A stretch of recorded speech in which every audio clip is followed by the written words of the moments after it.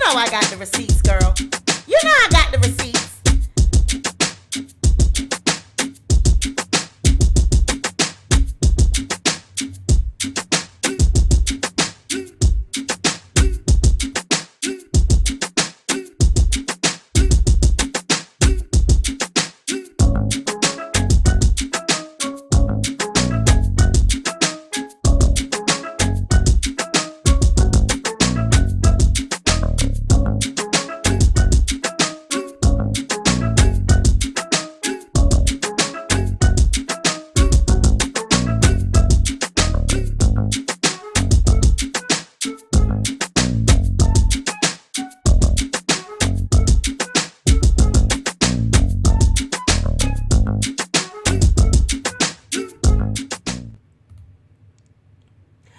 Welcome back to the Sweet Pea Diaries. It's your girl Sweet Pea, and I am back with another video.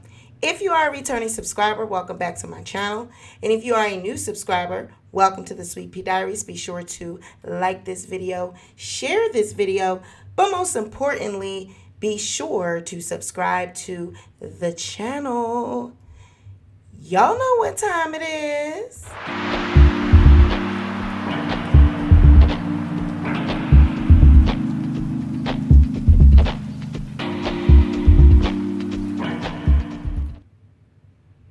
All right, y'all. Who we got in the building? Let me know if you can hear.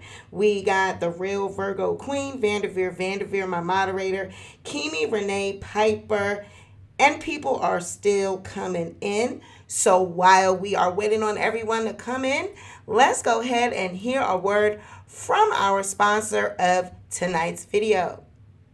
I want to give a huge shout out and thank you to ExpressVPN, friend of the channel and protector of my online data. They are giving away 3 months free on a 1-year package to all Sweet Pea Diaries viewers by using the link in the description box below. Now, this is a service that I personally use 100% of the time when I'm on the internet using my phone or computer. It allows me to bypass content restrictions while traveling and ensures all of my data is 100% private and safe wherever I connect to the internet. Using ExpressVPN also allows you to get discounts when using services like Expedia, NBA League Pass, and Netflix.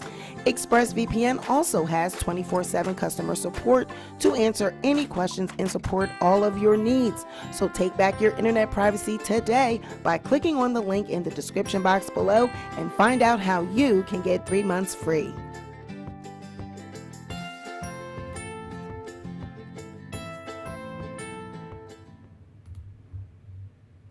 All right, you guys. So before we get into tonight's video, we're just going to have a quick disclaimer.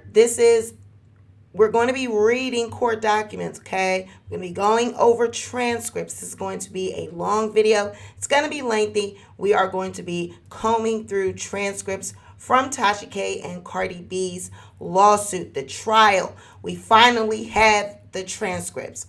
So I told you guys once I got them, we were going to read them on the channel. So that's what we're doing tonight. We're going to start with the jury selection. Day 1 was jury selection. So before we get into that, we have a quick disclaimer. We are not legal professionals, paralegals, lawyers, anything for that matter. We are simply, common sense individuals. We can read, hashtag we can read in the chat.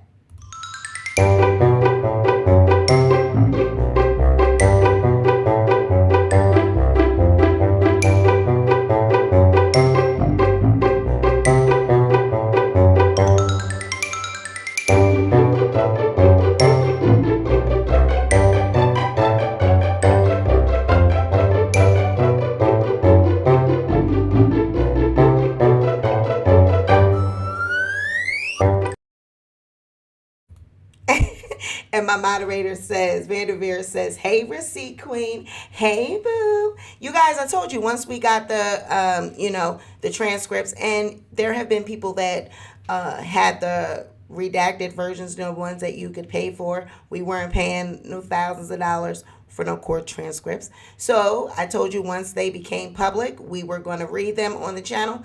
We have them now. So let's get started. Day 1. Now, this was jury selection.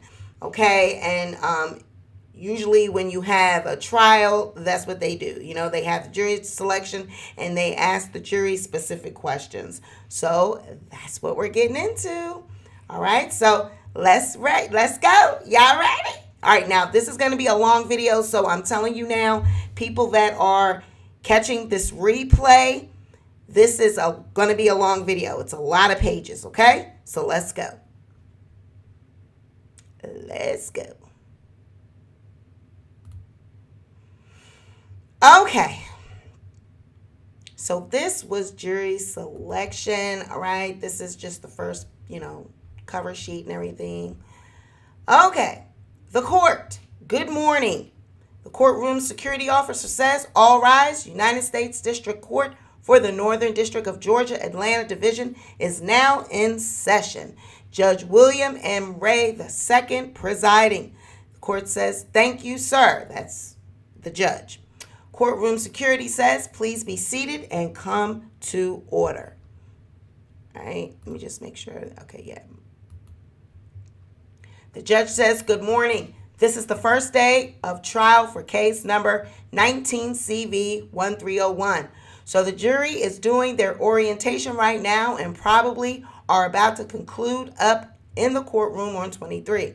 I've gone up this morning and taken a look. The courtroom up there is more than double the size of this courtroom because it's an extension from one side all the way across. And there's areas in between the two courtrooms. The jury is going to be fairly spread out. There's 2 seats of tables similar to what we have in here that are centrally located in the room. When we break to go up there, if y'all would arrange yourselves the same way, and the attorneys would be actually removing your mask for purposes of the jury voir dire. Make sure you're sitting at the table furthest away from the jurors or closest to the bench like you are now.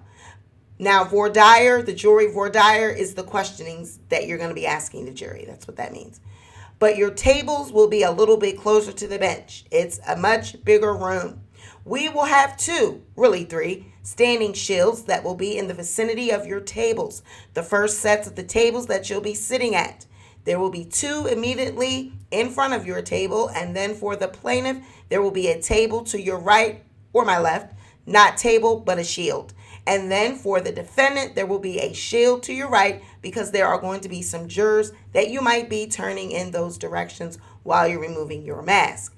And let me just reiterate what I said last week. You don't have to remove your mask during any part of the trial. You just have an option to do so as long as you are fully vaccinated as defined by the CDC, which would be currently 2 vaccinations. I think that's going to quickly change to booster shots as well, but it hasn't as yet. So I'm not going to impose that. When we start the trial in here, which will be tomorrow, the jurors will be seated in the jury box.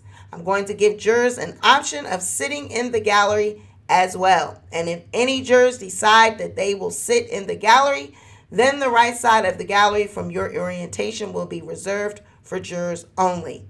So anyone that is coming to watch will either have to sit on the left side of the courtroom. We also have arrangements to close circuit a version of a trial in an ongoing during courtroom as well. I don't know if we'll need to do that or not. It really just depends on how many people show up and decide they want to sit in the courtroom. No one is allowed to be in the courtroom without wearing a mask. I'm not wearing one now, and you're not going to be wearing one when you're speaking unless you choose to do that. But otherwise, everyone will have to have masks on at all times, or they will not be allowed to stay. And for that matter, that really applies to the other courtroom as well. I'm not sure what arrangements we have for monitoring that courtroom. That's something we need to talk about because we have to ensure that there are no members of the public that are recording in that courtroom as well. Federal rules and courts do not allow any audio, photographic, or video to be operated while in the courtroom. The jurors will be allowed, as you have been allowed, to bring their phones with them. But one of the things I'll tell them this morning is that if they take the phones out in the courtroom, they will take their phones from them until the end of the day. So we haven't had a problem with that, which is a fairly new rule that we instigated during COVID to allow jurors to keep their phones. It's probably going to end up being permanent in here. It has not been up until COVID protocols began. So I know there's a few issues that y'all indicated y'all want to talk about. Let me just mention that I've looked very briefly at the defendant's objections to the deposition of Latasha Kibi, and it's Sheck, right? Sheckna? Is that how you say Mr. Kibi's name? Mr. Kibi says that's correct, Sheckna. The judge says, Sheckna Kibi. When I say I've looked at them, I've looked at what you filed. I haven't gone and looked at the deposition transcripts. Ms. Matz, how would you anticipate that if the deposition transcripts are used, that they will be used? I'm guessing for cross-examination purposes. Ms. Matz, which is Cardi B's attorney, says, yes, Your Honor. I do think that mainly at this point, they'll be used for cross-examination. There are a couple of issues with this that I'd be happy to address if you'd like, but I think some of this should be worked out with opposing counsel. We received these last night. The judge says, I'm guessing y'all haven't even talked about it. Ms. Matt says, no, we haven't. There are several issues that we got last night. But there are several issues right now that we've been trying to arrange a time to discuss with them. They, thus far, have not been willing to get on a phone call with us, but there are issues that I would not prefer to have to waste the court's time with. The judge says, well, we're not going to talk in detail about these objections, but let me just say about this. I mean, there's no way I can rule on a relevance objection to a deposition question until I know the context in which the party that seeks to bring that question and the answer that was given up before the jury. I mean, I have to know the context, and typically from an impeachment standpoint, if a similar question is asked in trial and the person gives an evasive answer or an answer that's inconsistent with what they have previously, and then the opposing counsel who is cross-examining that witness is able to impeach their testimony by bringing up what they said previous question. Normally what I expect to see is an objection to a deposition transcript question is where you object to the form of the question where the question was confusing or misleading and something like that. But 99% of the objections that have been filed are relevance objections. Those aren't typically handled by courts pre-trial. Ms. Matt says, I agree with Your Honor, and just to be frank with you, these designations actually don't match the designations we gave them. But the portions we're planning on using, I frankly think the relevance is going to be blatantly obvious to the court. The judge says, it's hard for me to imagine if there's much, and this goes both ways, about the plaintiff's art and her complaints against the defendant. That's a poor way of wording it, but because my point ultimately is that there's going to be a lot that's relevant that ordinarily wouldn't seem to be relevant in court. This isn't a divorce case, but it's like a divorce case. None of you may have ever tried a divorce case. I've tried tons of them as a lawyer and a judge in my previous job. There's hardly anything that isn't relevant in a divorce case because conduct is relevant. A person's alleged bad conduct, or perhaps, their conduct is relevant for issues of division of property and child custody and all those things. This is kind of like that because we're talking about defamation. And so what the plaintiff says was defaming to her opens the door to a lot from her perspective, but also from the defendant's perspective because of the need of the plaintiff to prove malice. And so I can't imagine that there's much that's going to be that would have been, having not read the deposition transcripts, I'll say that there's not much that I can imagine that was asked about that's not going to be arguably relevant in this case. And it's just going to take me hearing the context of the time that the person seeks to ask the question in court to know. All right, so I'm not going to address any more about these objections at this point in time. I'm not sure that I'm going to. I'm not sure there's much I'm going to address at all of the objections because they don't appear to go to the form of the question, which is what I would typically see. So what issues do the plaintiff want to talk about this morning before jury selection? So Ms. Matz, Cardi B's attorney, says, so what we wanted to talk about was a couple of things. We have an ongoing concern about, so both the parties, everyone has been working on the exhibit list, and we've been trying to work with the other side to come up with joint exhibits. There are many exhibits that frankly should be joint. They were either on both parties' lists, or they were already authenticated by request for admission, or they were stipulated to at deposition. And we haven't been able to get them to agree to make any of those joint. So that is one issue that is just, and then the judge interrupts. What difference does that make to the plaintiff's case? Ms. Matz says, well, it just makes a difference from the fact that Your Honor had indicated that you wanted us to try to agree on what we could agree on to make things much smoother for the trial. But the bigger concern, I think, is that, let me just say this. The judge interrupts. Let me just say this. Joint exhibits aren't something you see a lot in the Atlanta federal system. I mean, normally you might see it because the other side doesn't object when you offer things but you don't really see a joint, like a jointly marked exhibit very often. Ms. Matt says, I think usually there's a few when everybody is agreeing there's certain evidence that's coming in, but I take Your Honor's point. You would just encourage us to do that. My bigger concern is that we got an exhibit list sent to us last night around 10 o'clock that was completely renumbered from the exhibit list that they had previously sent us, which we will deal with. But we have not had a chance to file objections to it, and there were new exhibits added. The bigger issue, though, is that the court says, I'm sorry, were there exhibits added that were not part of the pretrial order? Yes, Ms. Matt says. The judge says, they're probably not coming in unless there's really a good reason. So he's saying, okay, well, they could have added all they want, but it's probably not going to be admissible because it wasn't on the list. So if it's a really good, reason to add it, then it's probably not going to come in. So then Olga jumps in and says, that's not true, Your Honor. And the judge says, well, if it's not true, then you don't have anything to worry about then. And then Ms. Matt says, part of the issue here is that, and I can try to discuss this with them and work it out with them, but part of the issue is that it looks like some of the things were reproduced in discovery. They redacted Bates numbers, so it's very difficult for us to tell what they've even added at this point. So they tried to slide some stuff in. They tried to add some things without putting numbers on it. So it was difficult to tell which was new exhibits and which weren't. So the bigger concern is that it is very apparent from their exhibit list that what they are going to be doing is trying the vast majority of the exhibits on their list are still related to their counterclaims, which the court dismissed. So they were trying to add exhibits to the list that were pertinent to the counterclaim, which was already dismissed.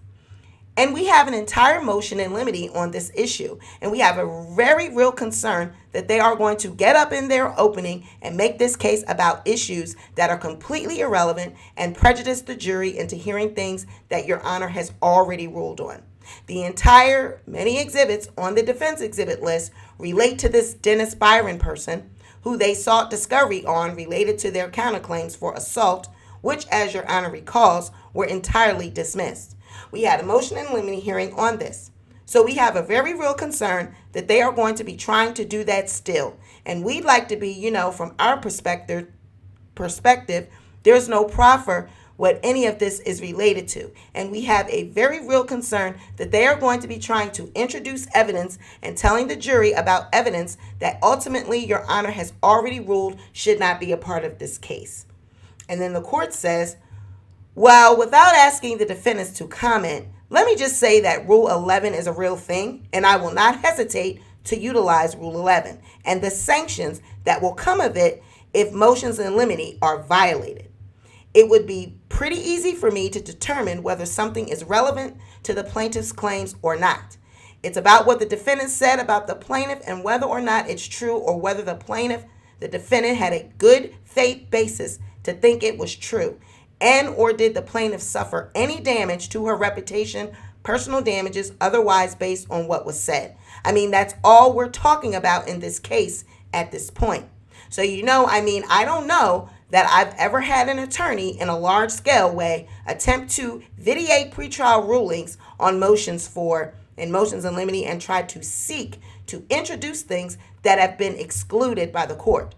There are a lot of sanctions available to me in addition to Rule 11 sanctions, such as striking answers and entering judgments as a matter of law, and then changing the trial to be one of those damages. And that's with an inherent power of the court to do those types of things.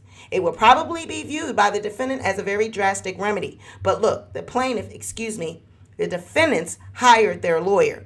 The defendants are responsible for their lawyer's actions. And if there's an attempt to do the things that the court has said cannot be done, that's a real possibility, that being that there could be an answer struck and liability entered subject only to a claim of damages.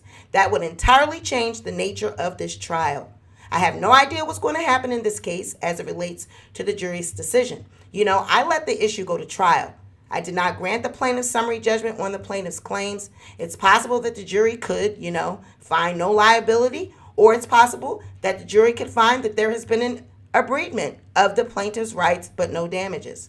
Abridgment. It's also possible that the jury could find that there's been an abridgment of the plaintiff's rights and that there are significant damages. But the defendant would be making it very easy if they acted in such a way that the only issue then put to the jury is what are the amount of damages, and it changes a lot. In fact, may even mean that some things that were admissible or beneficial to the defendant are no longer admissible to the defendant. So I just trust that the lawyers will honor their oath to the court, their responsibility for professionalism under the Georgia Code of Professional Responsibility. It applies to all the lawyers in here, no matter what type of admission they have to the court for this case, and act accordingly. Anything else, Ms. Matz? Ms. Matz says, no, I very much appreciate your time, your honor. The judge says, anything from the defendants that y'all need to talk about this morning? August says, thank you, Your Honor. We have also a similar issue regarding the exhibit list that we received from the plaintiffs. If you recall, during the pretrial conference that we had in November, the plaintiff had something like 986 exhibits on their exhibit list. And Your Honor stated that there was too many exhibits and that both sides should work on cutting their exhibit list down. We received their exhibit list 2 days ago that has 1,300 exhibits on it. I did reach out via email to the plaintiff's counsel to let them know that a lot of these exhibits that listed on here go directly against the court's ruling on the motions in limine, some of which the plaintiff had filed. So that's a concern for us because it's 1,300 exhibits. It's basically every single piece of discovery ever served on us throughout this 3-year litigation. In addition to that, we have not received any redacted exhibits. So there's obviously some of the exhibits that they would be able to introduce, but may have some, hearsay or some other evidence not admissible. But the rest of the exhibit is admissible. And so we have not received any, not even one exhibit that's been redacted to where it would be, fully admissible in evidence. And also, I was planning on filing a motion this morning, and I had some technical difficulties. I've already spoken with Ms. Lee about it. She helped me to scan the documents in, so I do have a motion that I wanted to, the judge interrupts, what's your motion that you want to file? Olga says, I'm sorry? The judge says, what is your motion? Olga says, it's a motion to reconsider one of the court's rulings on the motion in limine based on some newly discovered, for me, evidence. The judge says, okay, we're not going to talk about that this morning. We don't need to. We can talk about that tomorrow morning. Olga says, yes, sir. The judge says, not this morning. Anything else? Olga says the exhibit list is really the main concern because, there are so many exhibits on there that are inadmissible. So I'm not sure how it went from 96 to like 1320. The judge says, so let me just say this generally, okay? To both sides complaining about the lack of the ability to correlate your efforts in streamlining the production of or the introduction of documents. I'm sorry that that's the case, but the trial is starting today. And so, if the presentation of this evidence is more disjointed for the jury is going to blame somebody. We'll see who they blame at the end of the case, I guess, but there's nothing more I can do to help you. I certainly can't arbitrarily limit the number of exhibits that might be introduced at trial. The question is, are they relevant to the issues? And were they produced during discovery such that they're not a surprise? Assuming that that's not the case, then each side is in control of what it presents. I don't know what I'm going to be making any cumulative decisions in this case. I don't generally try to interject when I think enough is enough. I just know that jurors don't like it when they feel like their time is being wasted. And so I trust that both sides will make its decision about when enough is enough, about what you need to introduce to support your claims or your defenses. And don't expect me to just interpose myself in that kind of discussion. It's just like hearsay questions. When you ask a hearsay question, or maybe the better example is a leading question to your own witness, I'm not going to stop you unless the other side objects, because sometimes there's strategic decisions why a lawyer may not object. You don't want to be viewed negatively by the jury, or maybe you just don't care what the answer is and you think it makes your side look good no matter what. So don't expect me to manage the case for you. I will certainly respond when you file objections. Probably the one exception to that is that when a witness is being argumentative and evasive on the stand, I will get involved in that sometimes without being asked. I'm not going to let the witness waste my time too by not answering the question and then having to have the opposing counsel continue to spin their wheels and trying to get the answers to the question that they asked rather than an answer to a question that they didn't ask. But other than that, I'm not going to get involved right now in any dispute that y'all have about whose witness list hasn't been streamlined or who has grown or whatever. I mean, as long as it's within the confines of the pretrial order and it's been notice has adequately been given, I'm just not going to be involved in it at this point. Anything else before Ms. Matt says, yes, I just wanted to, the judge says, hold on a second. Ms. Matt says, I apologize. I thought you were pointing at me. The court looks at Olga and says, Ms. Izmailova, anything else? Olga says, I just had a follow-up question. I'm not saying this is going to happen, but if for some reason there's an attempt to introduce an exhibit that's been already ruled out during the motion in limine, the judge says, I'm sorry, if you attempt to what? Olga says, no, if opposing counsel attempts to, just based on the exhibits that they've put on the exhibit list. How does Your Honor want us to handle that? The court says, object, say, Your Honor, this exhibit is not proper for consideration in this case pursuant to the pretrial order. That's a discussion that we're probably going to have outside the presence of the jury. But you can alert me in the dispute that way. It's pretty generic without being argumentative. As I told y'all last week, I think I told you last week, I don't allow lawyers to have speaking objections. I don't view that as a speaking objection, but if you start giving me all the reasons why, then that's a speaking objection. Olga says, I was just saying in regards to, do we mention that there was a pretrial order or that there was motions in limine in front of the jury? Because the judge says, just say, Judge, I object to the admission of the document as being inconsistent with the pretrial order. That's enough that we can talk about it without really telling the jury anything. In fact, at some point, I'm either going to sustain your objection or overrule your objection. So the jury will figure out whether I agree with you or not ultimately. Okay? Olga says, thank you. The judge says, anything else from the defendant? Olga says, nothing from me. Ms. Matz, anything else? Ms. Matt says, I just wanted to respond very briefly. We don't have 1,300 exhibits. And I know you're not telling us to streamline, but we took things off of our exhibit list and we kept the numbering. And there were a few things added that came later, but you'll hear that when it comes up. And the other thing I wanted to say is that, Your Honor did not order us to redact documents at the pretrial conference. The judge says, it would have been the first time I've ever done it if I did. Ms. Matt says, yeah, it was never in order. So I don't know exactly what Ms. Izmailova is referring to. But we made that clear in our email response to her last night that we reviewed the pretrial order. There's no order for redaction of documents, so I'm not sure what she's talking about. And the judge says, probably what I did say was, are we really going to introduce this many documents? Come on. And Ms. Matt says, I hope not. The judge says something like that. And so it's going to be really difficult for the jury if all this stuff comes in, even if it's relevant. But I'm not in the business of deciding for what you need. That's what y'all decide. Ms. Matt says, of course, and I think, as Your Honor knows, because you've been doing this a long time, a lot of that will depend on what comes out on the stand and what's needed to get certain facts in.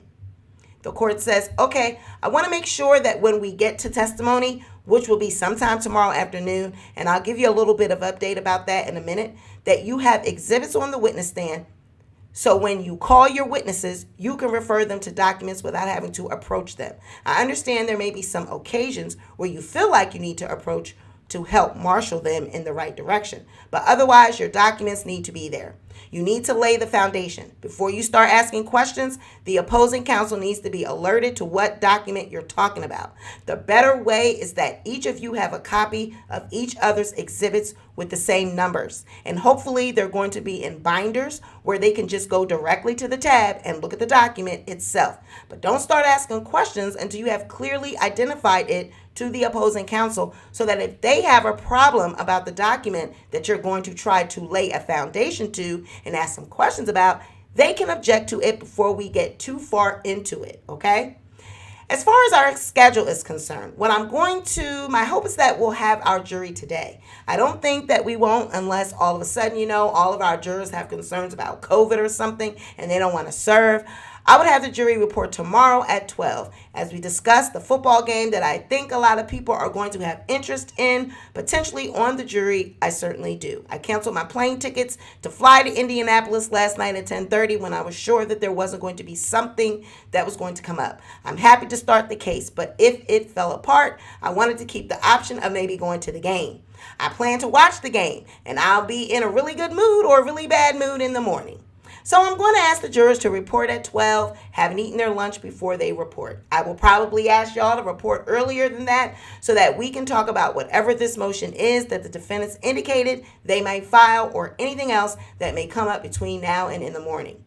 Ms. Matt says, may I ask one more question, Your Honor? I'm sorry. This was actually on my list earlier, and if you'd prefer to handle it tomorrow, that's absolutely fine. We did have a question about how you want to handle stipulated facts. Are you going to read those to the jury, or should we just read them to them at the time we feel is appropriate? Is there a specific way you want to do that? The judge says, I have no real preference. Typically what happens is the party that is most connected to the stipulated facts and wants them in, at some point during their case, will just simply read those too. We'll omit the stipulated facts in writing so we can have it as an exhibit so that if the jury wants to go back and look at it, they can. But you will just simply read it into the record as a stipulated fact.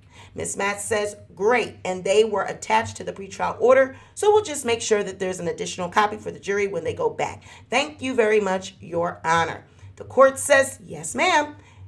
Olga says, I'm sorry, Your Honor. We did make binders for the court and for Ms. Lee. We were planning on introducing the exhibits via, just electronically, but the judge interrupts. So here's the way it normally works.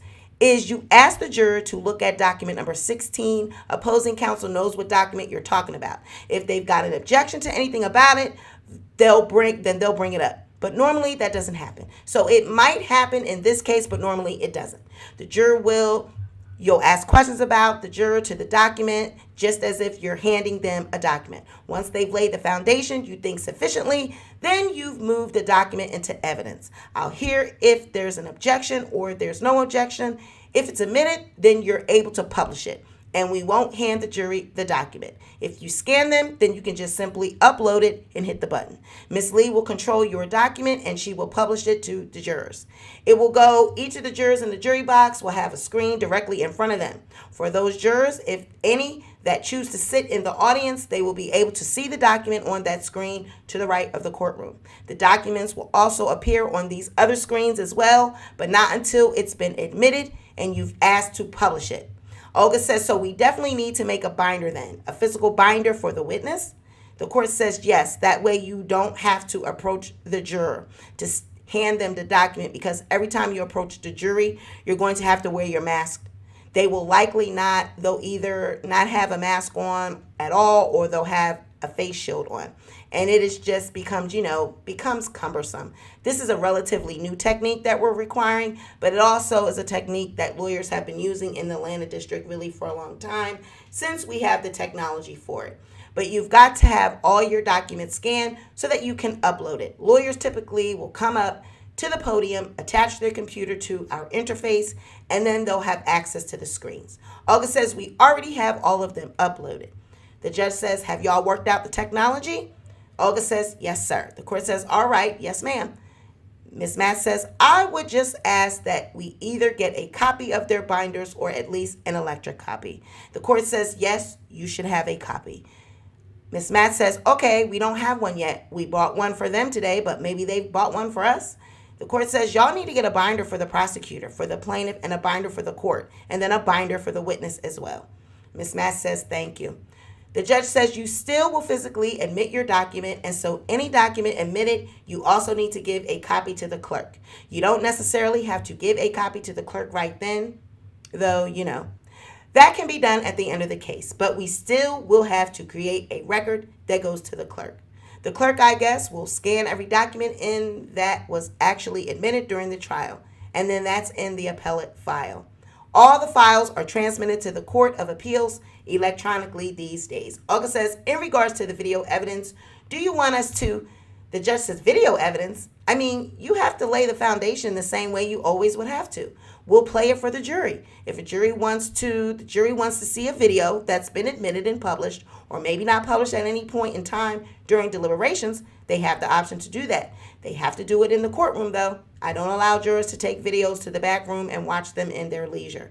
I will allow them to watch at any time they want, but it's got to be in the courtroom. All right, anything else? All right, so jury orientation is done. We'll take a 10-minute recess while you relocate upstairs. I'll be on the bench about 9:40 up there, okay? Ms. Matt says, can we leave our exhibits in the courtroom? The court says, I'm sorry? Ms. Matt says, can we leave our exhibits in the courtroom? The judge says, sure. Ms. Matt says, thank you, Your Honor. The judge says, can we lock this door after we exit? Court security says, yes, sir, I can lock it. The judge says, all right, thank you. Okay, so we've got a lot of jurors, and we may pick more than 2 alternates. I'll tell you, I just want to see how things are progressing. If it looks like we're progressing at a pretty rapid pace, we may very well pick maybe up 2 more alternates. I'll let you know. But I'm not going to extend jury selection until tomorrow to do that. But if I've got time to do it today, I might. Okay, all right, we'll see y'all in about 10 minutes. Ms. Matt says, thank you, Your Honor. Court security officer, all rise. Now they take a break, courtroom change. The prospective jurors enter the courtroom. So now they are back in the courtroom. Okay? The judge. All right, ladies and gentlemen, good morning. My name is William Ray. I am a United States District Judge for the Northern District of Georgia. The Northern District of Georgia is the federal court for the northern half of Georgia. Although the lines for the district are a little bit weird because Athens, Georgia, you would think is North Georgia. But it's not in the Northern District of Georgia. But otherwise, you know, it is the northern part of our state. I know you've been in here for a while. I got here about 7 o'clock this morning, and I walked up about 8 o'clock or so. And I know that y'all were in jury orientation at that time watching a fabulous film that I'm sure you all thought was worth the drive to Atlanta today. But I do recognize that you have to leave early to be here. And while maybe commuting right now, it is not as bad as things were pre-COVID in Atlanta. It's still Atlanta, and traffic can be a nightmare. So thank you for being here, and I know most of you were here on time. A few of you had a little bit of trouble getting here because of whatever reason, but I thank you for being here. I'm also very appreciative that you're here in light of what's going on in our country. For about 13, 14 months when COVID began, the courts did not have trials. We continue to work often remotely, but sometimes in person. Probably just about all the time I was in the courthouse having hearings, but most of the people that were having hearings with me were not here. They were connected by Zoom. And I still, in fact, have lots of hearings and matters on Zoom. In May of 2020, we began having trials again in Atlanta in the Northern District of Georgia, and I've had quite a few. This is probably my 5th or 6th trial that I've had during that period of time. Trials are not something that you're able to do remotely because it's not just what it is said that is very important for jurors as you try to decide a case. It's also how they're said, the body expressions that are used, facial expressions that are important, because one of the biggest things that you as a juror, if you're selected for the case, will do is you'll have to decide who to believe and who not to believe. And it's just very difficult to do that unless we're all together so that everything happens in your presence. So again, you know, I'm not oblivious to what's happening with COVID. I'll tell you that I recently recovered from COVID, that I caught over the break for the Christmas period, holiday period. I am negative now. So I understand that for you coming today, some of you, it probably didn't really matter. Some of you were probably a little concerned about COVID, and we're going to have some questions that we ask you today that talk about how you feel about being here in the light of the pandemic and how things are currently situated. But this is an important case that you're going to be asked to consider if you're selected for this jury. It's not going to be a quick case. It's not going to be a 2-day case or a 3-day case. It's probably at least a 2-week case, maybe 3. It really just depends. I'm going to tell you a little bit more about the case in a moment. I know just knowing the length of the case, forget about COVID, just knowing the length of the case itself, Just being here, knowing that COVID is an issue, is a concern. Knowing that it's a long case is probably a concern as well. I would love to serve on a jury, never had that opportunity. I've been a judge for 20 years now. I became a judge in January of 2002. I was appointed to serve as a judge on the Gwinnett Superior Court, where I live and still live, and where I had my law practice. And a couple of times I've been called into the courtroom to be questioned, but as you can imagine, if parties want a jury case, want a trial, and they've asked for a jury trial, they don't really want a judge on their panel, because if they wanted a judge to make their decision or participate in making their decision, they would have asked for a bench trial. So I've never quite been selected, though I have been questioned before. For me as a judge, if I were to be asked to serve on a jury, it would be an inconvenience, but not an economic one, because I work in the courthouse anyway, and I would otherwise be there doing my job as a judge. So I understand some of you are going to have some economic concerns, though, about serving on the jury.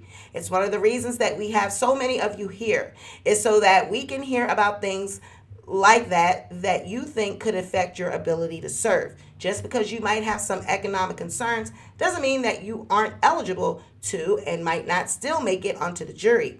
But those kinds of things we'll take into consideration when we go to pick the jury, which will happen hopefully sometime later this afternoon. Hold on just 1 minute if you would. Brief pause. Then the judge says, so a little bit about myself. Oh my God, I thought we did hear about him. He's a talker. Okay, that's one thing I just noticed about Ray Ray. He is a talker, okay? He says, so a little bit about myself. I told you that I've been a judge for a long time. I practiced law in Gwinnett County and Lawrenceville, where I've lived since I graduated from law school. I went to the University of Georgia. So I do have a little bit on my mind today, other than jury selection. If you follow football, given a big game that's going to occur tonight. Had this trial been postponed, I would be in Indianapolis, because I actually had plane tickets to go to Indianapolis that I canceled late last night. I actually dropped my adult son and his girlfriend off at the airport this morning at 6:30 to put them on a plane to go to Indianapolis. My wife and I live in Gwinnett. My wife is a psychologist, and we've raised 3 boys there, all of who are now adults. I was appointed to the Superior Court in Gwinnett County, which is the general trial court in Georgia, serving primarily for cases that were in Gwinnett County, although I did try some cases as a judge in other parts of the state from time to time when asked to. In 2012, I was appointed to the Georgia Court of Appeals, where I served reviewing trial court work, trials and things like, and motions and things like that had been decided at trial court. And I served in that capacity for 6 years and was appointed in 2018 by the president to serve as a trial judge again, this time in the federal court system. It's not really that much difference in what happens at your local county courthouse and what happens in federal court. In federal court, from a civil standpoint, and this is a civil case that you'll be serving on, we hear cases that sometimes involve only state law, like this case. This is a state law case, but it's brought in federal court because the amount of money that is at issue is in excess of what the jurisdictional limit is of $75,000 or more, and the parties are from different states. And so when that situation exists where a case is worth more than $75,000 allegedly, and the parties are from different states, then the case can be brought in federal court. And so that's why this case is here. So it's much like a case that I would normally be trying when I was a Superior Court judge. You've noticed, I'm sure, some things that are probably not that unusual now, but would have been unusual to when you first started having court again. You're being asked to wear a mask, and I will wear a mask other than when I'm talking. The lawyers will wear masks at all times except when they're talking. And when they are talking, they'll be standing in front of shields to prevent, any migration of COVID if they happen to unknowingly have it. Okay, let me take a pause for a moment. Lulu says this is old. We know that this is old. We were waiting, and my subscribers and my viewers were waiting for the court documents to become available. The court documents were not public. You had to buy them. So other channels that had them, they purchased them. I did not want to pay $1,300 for them. So me and my viewers waited until they were made public. So we know that this is from the trial. So you are more than welcome to leave if you don't want to watch the video. Okay? Thanks. So some of our other procedures are changed. The lawyers will only ask you questions from a podium where there are shields in front of them. They won't migrate around the courtroom. It won't be like a law show that you might see, a movie that you might see where the lawyer can kind of roam around and be very theatrical. They can be as theatrical as they want as long as they stay put in the same spot so that we can limit the risk. For those of you that are selected to serve on the jury, the trial will not take place in this courtroom. This is our largest courtroom and we reserve it, other than for ceremonial reasons, for really big trials. We reserve this courtroom right now for jury selection so that we can space you out more. Once the jury is selected and we begin testimony, it will be in my regular courtroom, which is a little less than half the size of this courtroom. The jurors will be spaced out in the jury box. But if there's any juror who's selected that feels like or feels uncomfortable sitting within a couple of seats of someone else, then half of my courtroom, the gallery where you're sitting, which again is much smaller, but half of that, I'll make available for the jurors to sit in as well to get a little bit more space, if that makes anybody who might be selected more comfortable. Now, if you choose to sit in the gallery, it's not as comfortable to sit because the seats are the hard benches like you're sitting on now for the most of you, not the more plush seats that are available in the jury box. But as I said, we're all going to wear masks. We're going to make things as safe as possible for everybody during the course of the case.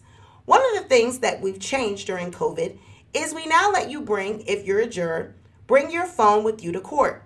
Federal court rules do not allow any videotape, audio tape, still or motion photographs to be taken in court by anyone.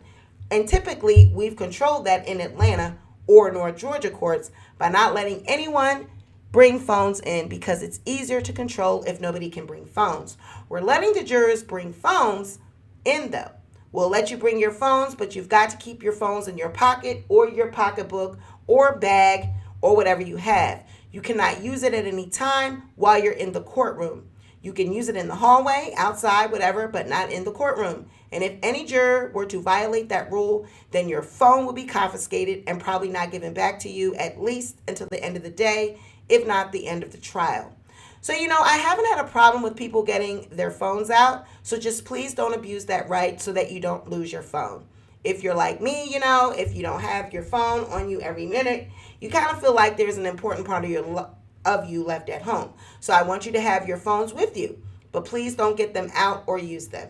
It's very important that you follow all of the court's guidelines, particularly those about wearing a mask. That means that you have to wear a mask fully. It has to be over your entire face, including your mouth and your nose. I wear glasses to read. I know that can be a problem for those of you that need your glasses, but we just have to do the best that we can. I had a juror selected for a case a few months ago who was wearing a bandana, and I probably should have said that beforehand, that you can't wear a bandana. That juror ended up having a problem. You have to wear a cloth mask. It cannot be thin like a bandana. I'm not going to be too particular otherwise, but just to say you've got to wear what is normally seen out there. And I recognize that it can't be a gaiter either. I recognize that it's questionable how good a mask is and how much it works, but in any event, you've got to wear them. I want you to understand how important jurors are in our system of justice. I want you to think of it this way if you could. It doesn't matter what the United States Congress or the Georgia General Assembly, which is starting today for their 2022 session, what laws they make that the governor or that the president agree to.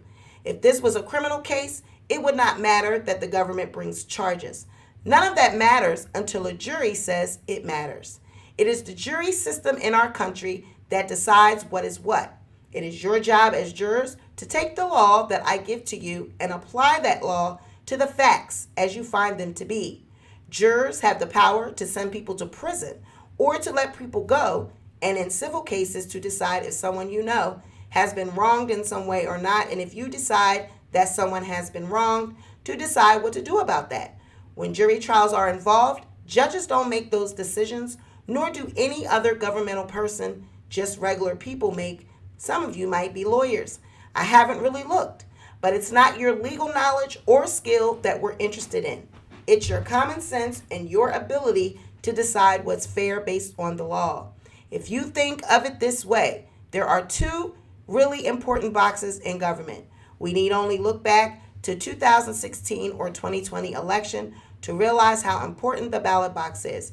But even more important than the ballot box is the jury box. And those of you selected on this trial are going to have some very important decisions to make. The first part of a trial isn't something you see very often in the movies or in television. It's jury selection. We call it voir dire, which is a Latin word which means to speak the truth. It is the job today, this morning, and this afternoon for the lawyers to get to know you a little bit better by asking you questions to find out a little bit about who you are. We have some very basic information, but that's all. Who are you? Maybe where you work, other than, and where you live, the city that you may live in. But other than that, we really don't have any information about you. And voir dire is designed so that the lawyers can try to discover those of you who are best suited to sit on this case. I'm sure you all are very fine people, but some people are better jurors in certain cases than others. I'll give you an example. Now, I'm going to tell you something. Ray can talk, okay? He can talk. I'll give you an example. When I was a teenager, my father was murdered when I was 13 years old. So my guess is that a criminal defense lawyer would probably think maybe I'm not the best kind of person to sit on a trial for someone that may be charged with murder. I think I can be fair. I mean, it's my job. But in any event, they may not think so. And so in that kind of case, the lawyers might decide that I would be better suited to hear a different kind of case. And some of you may have some experiences in your life which are similar to what this case is about. Or you might, have some prejudice against one side or the other, not because you're bad people, but just because we are all naturally have things that we like or that we don't like that make us better suited for one kind of case or another. And so that is just the process of jury selection, for the lawyers to find out a little bit about you so that they can make the best decision when we go pick the jury later this afternoon. And I hope you understand that while you might be asked and will be asked questions that you find are personal to you, the lawyer is not trying to pry into your personal affairs, really in any unwarranted way, but just to know who you are, what your experience have been, and ultimately whether you can be fair in this case. All the questions that you have been asked, I have looked at and approved and you will have to answer those questions unless you're specifically excused by me from doing so. Now, if you're asked something this morning or this afternoon that is sensitive to you, is private to you, that you would rather not answer in front of all the other jurors, then that's okay. You just need to let me know you'd rather answer it in private, and we'll give you an opportunity to answer the question without all your fellow jurors that you've met today being in the courtroom while you answer the question. When we take a break, and we'll take routine breaks, then we'll have you either hang around and answer the question then, or come back a little later, a little earlier than everyone else, and then we'll ask the question in a private setting. Everyone you see in the courtroom up here, the lawyers and the court staff, will all be here, but the other jurors will not be. It's very important, and you have a legal responsibility and duty to answer every question fully and truthfully. If a question is asked and you think that it could apply to you, but you're not quite sure depending on the question, asker means go ahead and assume that it applies to you. Provide us with that information, whatever it might be, and let us decide. Let the lawyer decide who asked you the question, whether or not that information was important. I can give you a good example. Someone may ask a question. If this was a criminal case, for sure this question would be asked. Has anyone in your family ever been charged with a crime? And you don't know whether that third cousin or your mom's side counts as family or not, depending on the question or thought. Just go ahead, assume that in that situation that applied to your third cousin, and go ahead, raise your hand and answer the question affirmatively. The lawyer will then, later in the day, will follow up with you about that information, and the lawyer will then be able to decide whether that really mattered to him or her for purposes of the selection. So in other words, assume a question applies to you if there's any doubt, and go ahead and let us know that. If a question is asked to you either during the general voir dire or in the specific individual voir dire, and I'll explain what those two things mean in a minute, That you don't respond, but then later today, before we pick the jury, you remember something that came to your mind that you should tell us that would have been responsive, then let us know that. Let the bailiffs know that, the court security officers, or my staff know that, and I'll be sure to circle back to you and give you an opportunity to give us that information. If you're not selected for the jury, I hope that you don't take it personally. We're only going to select either 8 or 10 jurors. We have to have 6. We're going to pick at least 2 alternates. We might pick 2 additional alternates depending on how things go today. By the way, if you're an alternate, you'll be a regular juror. You'll hear all the evidence. You'll help make the decisions in this case. It's just that we have to have 6. We can't have below 6, but we can have as many as we want.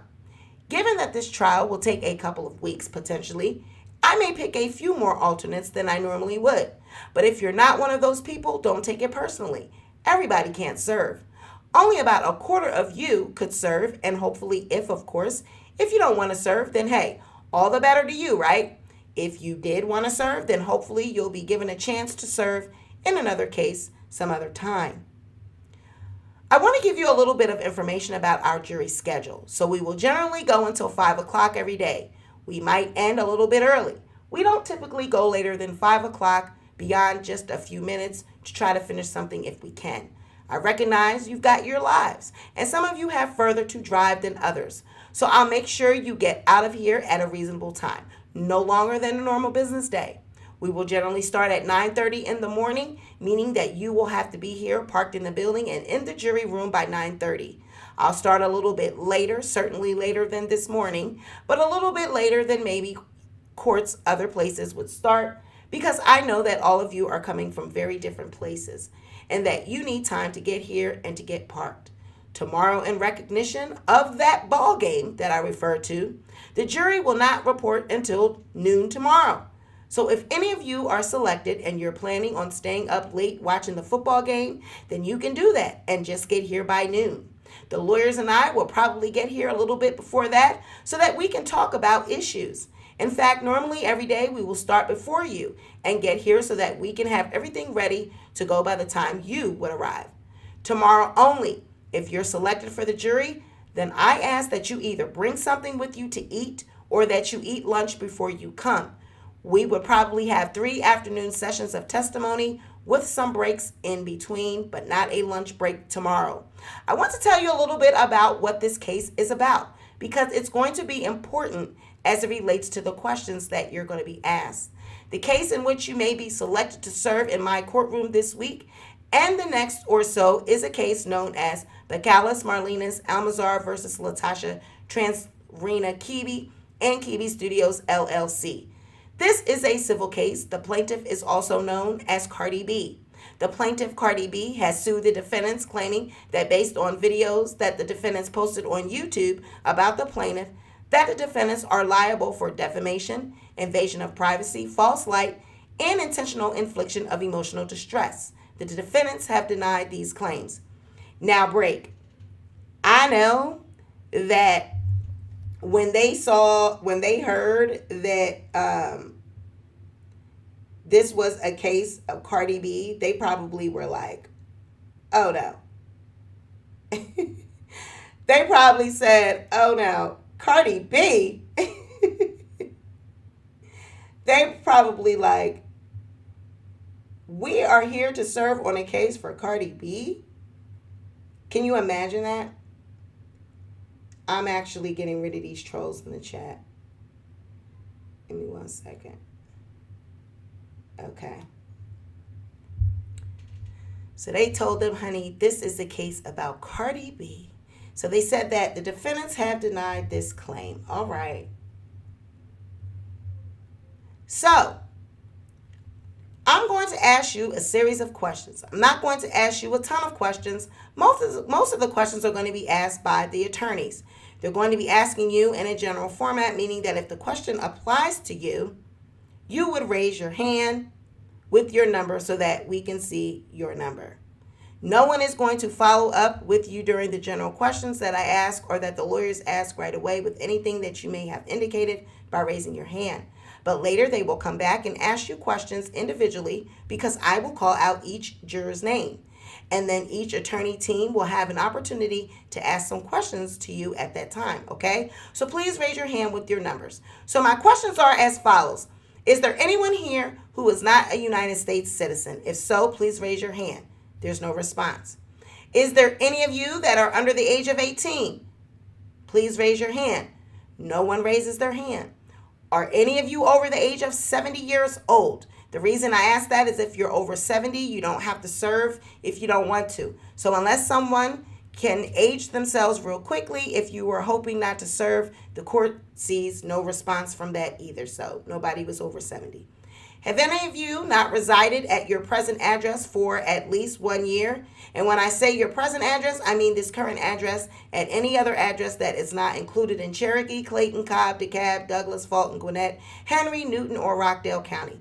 So in other words, if there's anyone who has not lived in one of these counties and you could have lived in more than one for at least a year total from this date going backwards, please raise your hand. Nobody raises your hand. Have any of you been convicted in any state or federal court with a felony or any other crime punishable by imprisonment of 1 year or more? Nobody raises their hand. Is there anyone who is unable to read, write, speak, or understand the English language? Nobody raises their hand. Is there anyone who has any specialty, any special disability, impairment, or problem that would make serving as a juror in this case difficult or impossible? Nobody raises their hand. Is there anyone who is the primary care provider for a child, elderly person, or anyone with a physical or mental disability that would impair your ability to sit on this jury? So juror number 539 raised their hand, and then he said any others. Says, all right, thank you. Y'all can put your hand down. When we're asking questions, generally, if you raise your hand, keep your hand up with your number until the lawyers who's asking you questions recognizes your number. Then you can put your hand down. So that means we've seen it. So 5 and 39, thank you. Are any of you an active member of the United States Armed Forces or any fire or police department? Nobody raises your hand. Do any of you currently hold public office in the executive, legislative, or judicial branch of government, federal government, or state government?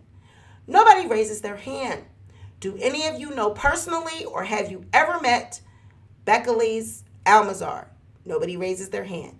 Do any of you or any employees or representatives of the plaintiff or know anyone who has ever done work for her?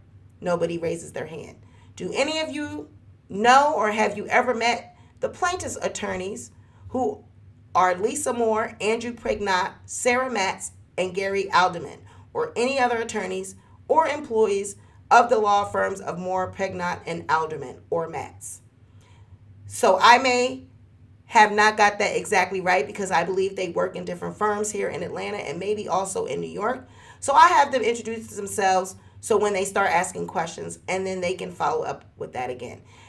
Have you or any members of your immediate family ever worked for any of the attorneys that I just mentioned? Nobody raises their hand.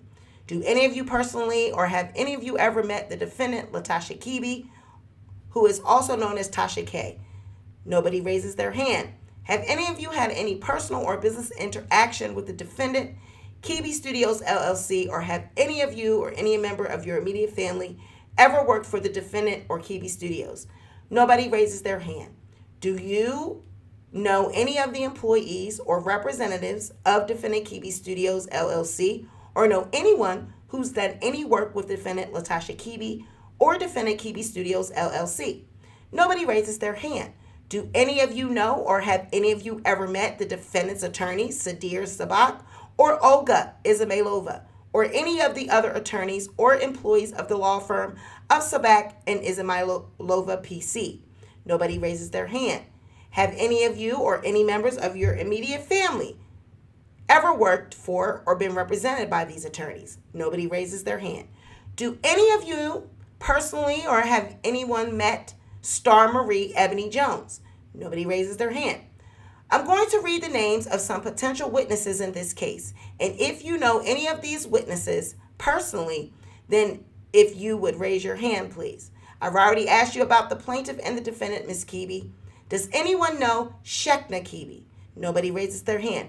Dr. Sherry Blake, Sherry L. Blake. Nobody raises their hand. Dr. Tamara Grazales. Nobody raises their hand. Ladies and gentlemen, if you're selected as a juror in this case, is there anyone who would be unable to render a verdict based solely on the evidence presented at trial and in the context of the law that I will give to you in my instructions, disregarding any other ideas, notions, or beliefs that you may have encountered in reaching your verdict? Nobody responds. Now, this is a hard question to ask when people are wearing masks, but I'm going to ask it anyway. Raise your hand if you, before you came to court today, knew any of the other jurors that are in the courtroom or potential jurors in this courtroom. Now, if later you change your mind about that because you see somebody with a mask off during one of our breaks or whatever, then let me know if you recognize someone. Does anyone recognize or know any of the court staff? So I'm going to ask all the court staff if you would raise your hand so that anyone associated with us, anyone know any of us? Nobody raises their hand. Finally, is there any one of you that has been disqualified from serving on a jury before? And I don't mean that you weren't picked. I mean that a judge said that you're not qualified to serve on a jury because of some reason, like you had a criminal conviction or something like that. All right? And nobody raises their hand. As I said earlier, this is going to be a long case. The parties estimate that the case will take approximately 7 to 9 working days for them to present their case and make all their arguments to you. Once the case goes to the jury, I have really no way of telling you how long it will take the jury to make its mind up about what should happen in this case because that is controlled by the jury for the most part. I realize that this trial, being a lengthy one, is a significant time commitment for each of you. I want to make sure you understand you're not going to be sequestered. You will be able to go home each day. I will do all I can to make sure that the trial moves along as speedy as possible, but there are certain things I just can't control, that I just can't anticipate that could happen. We'll be mindful of your time and we'll be anxious, I'm sure, about the plaintiff and the defendant to get this case over as soon as possible. I've already told you about our general hours each day, so you know what to expect in that regard. Based upon what you know about this case so far, is there any one of you that believes you know anything about this case or that you've heard anything about this case? We've given you a very little information. Juror number 43 responded to that he or she knew about the case. Anyone else that might know anything about this case? I want you to understand that the complaint that has been filed by the plaintiff is not evidence. It's just an allegation. It's the jury's job to decide if what has been alleged in the complaint is true, and if these allegations are true, what they mean legally. I will give you the law, and then the jury will apply the law to the facts. If you think of it, it's kind of like a criminal case. The prosecutor brings charges, but that doesn't mean that they're true. It's up to the jury to decide whether the charges are true or not.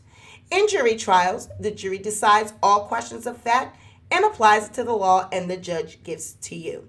It is the judge who decides what the laws are, and then the judge will instruct the jury about those laws. The jury must accept the law as given to you by the judge, even though you as an individual juror might not agree that that's a fair law or the right law.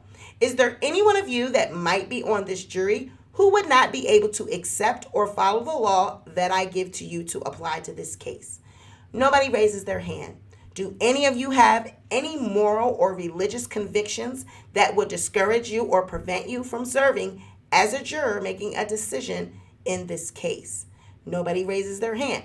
Do any of you have any health-related problems, such as an impaired hearing or eyesight, or perhaps the taking of certain medications that might affect your ability to concentrate in this case? And I'm not exactly sure. Juror number 26 raises their hand. Anyone else? And I already have made a note for us to talk to jurors 5 and 39 about their issues, whatever they might be. Anyone else? All right, thank you. I realize that many people are concerned about COVID-19 and may be uncomfortable about serving on a jury because of health concerns. I hope you appreciate that we will take every precaution we can to keep you safe by requiring everyone to wear a mask and by using shields and barriers when appropriate and socially distancing when we can do that as well. Despite this, though, is there any one of you that believes that your service on the jury would be an extraordinary or unusual difficulty for you because of your concerns about C19? Nobody responds. So let me ask it in a different way. Is there any one of you that believes that you would not be able to properly concentrate on this trial because of safety concerns about C19? Nobody responds. All right, ladies and gentlemen, we're now going to begin the voir dire process. It will begin first by the plaintiff's attorneys introducing themselves to you and asking questions to all of you as a group. Will you raise your hand with your card just like you did with me, and then the defendants will have the opportunity to do the same thing. You're not going to follow up on the responses that you give. They will do that later, and that might be after lunch. It just depends on what time we're finished with the general questions. So I will call on the plaintiff's team. One lawyer, if you would please introduce your co-counsel and then begin your questioning. Mr. Pignott says, Your Honor. The court says, you can take your mask off, sir. Yes. Thank you, everyone. I just want to first just echo what the judge said about our appreciation. We all understand that this is a big sacrifice for all of you to be here, and just wanted to reiterate that we really appreciate that. The juror says, can you speak up a bit, please? Mr. Pignott says, sure. The judge says, the mics probably need to be pulled a little bit closer to you. Mr. Pignott says, my name is Andrew Pignott. I'm with the law firm of Moore and Pignott. I guess that's how you say his name. I'm going to just say P. My name is Andrew. I'm here with my law partner, Lisa Moore. Sitting in the gray suit, our co-counsel, Sarah Matz, who's from Alderman Matz of New York. We're here with our legal assistant of Moore, Pignott, Tommy Mormon. He's sitting on the far right. And we're all here collectively on behalf of our client, the plaintiff, Miss Almazar. As you may have already heard, she's a mother of 2 young children and a musical artist who performs under the name Cardi B. So my first question is, have you personally been trained or employed in a law-related field? So, for example, as a law clerk, a paralegal, a judge, a legal secretary, a lawyer, or a court employee. Number 35, and I have the same question for any, I'm sorry, did I miss one? I got 5 or 2 and 35. Okay, same question for any close friend or relative in your family, trained or employed in a legal field. The judge says, would you call the numbers out so that I know the people and I know who to put down, please? Mr. Pignott says, so number 7, 9, 12, 13, 14, 15, 28, 37, 40, and 43. Those people had, some type of legal field or whatever. Okay, the mods, you guys have to, remove these things. You can't just leave those things sitting there. You guys have to get rid of that out of the chat. And it has to be quick. That's why they're spamming me like that. They're trying to get my stream taken down. So you guys have to, I'm doing it now, but you guys have to I know this video is a lot with the reading and you're probably not looking at the chat, but if we could please really try to get rid of that. All right. Have you personally been trained or employed in a law enforcement field? So, for example, as a corrections officer, a security officer, a parole officer, probation officer, investigator, any law enforcement that you personally, number 22, raise their hand. The same question for any close friend or relative in law enforcement or law enforcement related field. So then numbers 11, 9, 12, 15, 24, 32, 17, 26, 30, 36, 37, and 39 all raise their hand. The judge says 14 as well, please. Mr. Pignott says, okay, 14 and 28. The court says 45. Mr. Pignott says, has anyone here personally been trained or employed in the insurance business? For example, a claims investigator. Number 23 raised their hand. Same question as to a close friend or relatives. And then we had 13, 15, 23, 37, 25, and 37 raised their hands. Has anyone here personally trained in the field of psychology? Nobody responded. What about a close friend or relative trained in psychology? Then we had number 13, 24, 25, 9, 18, 37, 39, 42, and 48. Number 37, number 39, number 13, they have really been raising their hand for all these things. They trying to get out of doing it, okay? Now, does anyone here have any strong feelings about psychologists, either for or against? Number 32 raised their hand. They got something against psychologists. Would anyone here accept or reject any part of the testimony of a witness solely because the witness's area of expertise is psychology?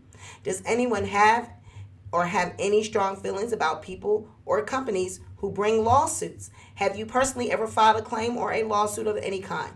Number 32 raised their hand. What about the same question for a close friend or relative? We had, of course, number 7, 10, 15, 20, 24, 34, 36, and who again? Number 37 and number 13. They trying to get out of this, okay? Has anyone ever filed a claim or a lawsuit against you personally? Number 45 and who else? Number 37 raised their hand. What about the same question for a close friend? 7, 25, and 37 raised their hand. Has anyone ever testified in a trial or deposition? Number 20, 28, 32, 33, 3, and 45. Have any of you ever served on a jury in a civil or criminal case? Number 5, 33, 9, 19, 21, 40, and 45 raised their hands. For those who've answered yes, have you personally ever served as a foreperson on a jury? Number 21 raised their hands. Has anyone ever served on a grand jury, which is a form of a jury, but some people consider it differently? Number 39 raised their hand. I told you 39 gonna get out of this. Now, does anyone have any strong feelings about celebrities? Number 30 raised their hand. They don't like celebrities. Now, are you a close friend or family?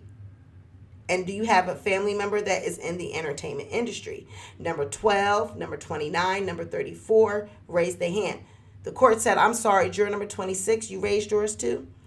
Then the prospective juror reaches out, the number 26, and says, when asked, you raised your hand? They said, my ex-husband, does that count? The court says, that's probably a good example. You're right. So they can follow up with you. Thank you, number 26. Now, Mr. Picknott says, thank you, 22, 39, 42, 43, and 48. Are you a close friend or family member of a blogger or social media personality? Number 48, 12, 28, 24, and 29 raised their hand. Does anyone here regularly watch a television show about celebrities? Wendy Williams' show would be an example of that. Number 7 and number 29 raised their hand. Do any of you follow any celebrity gossip accounts on social media?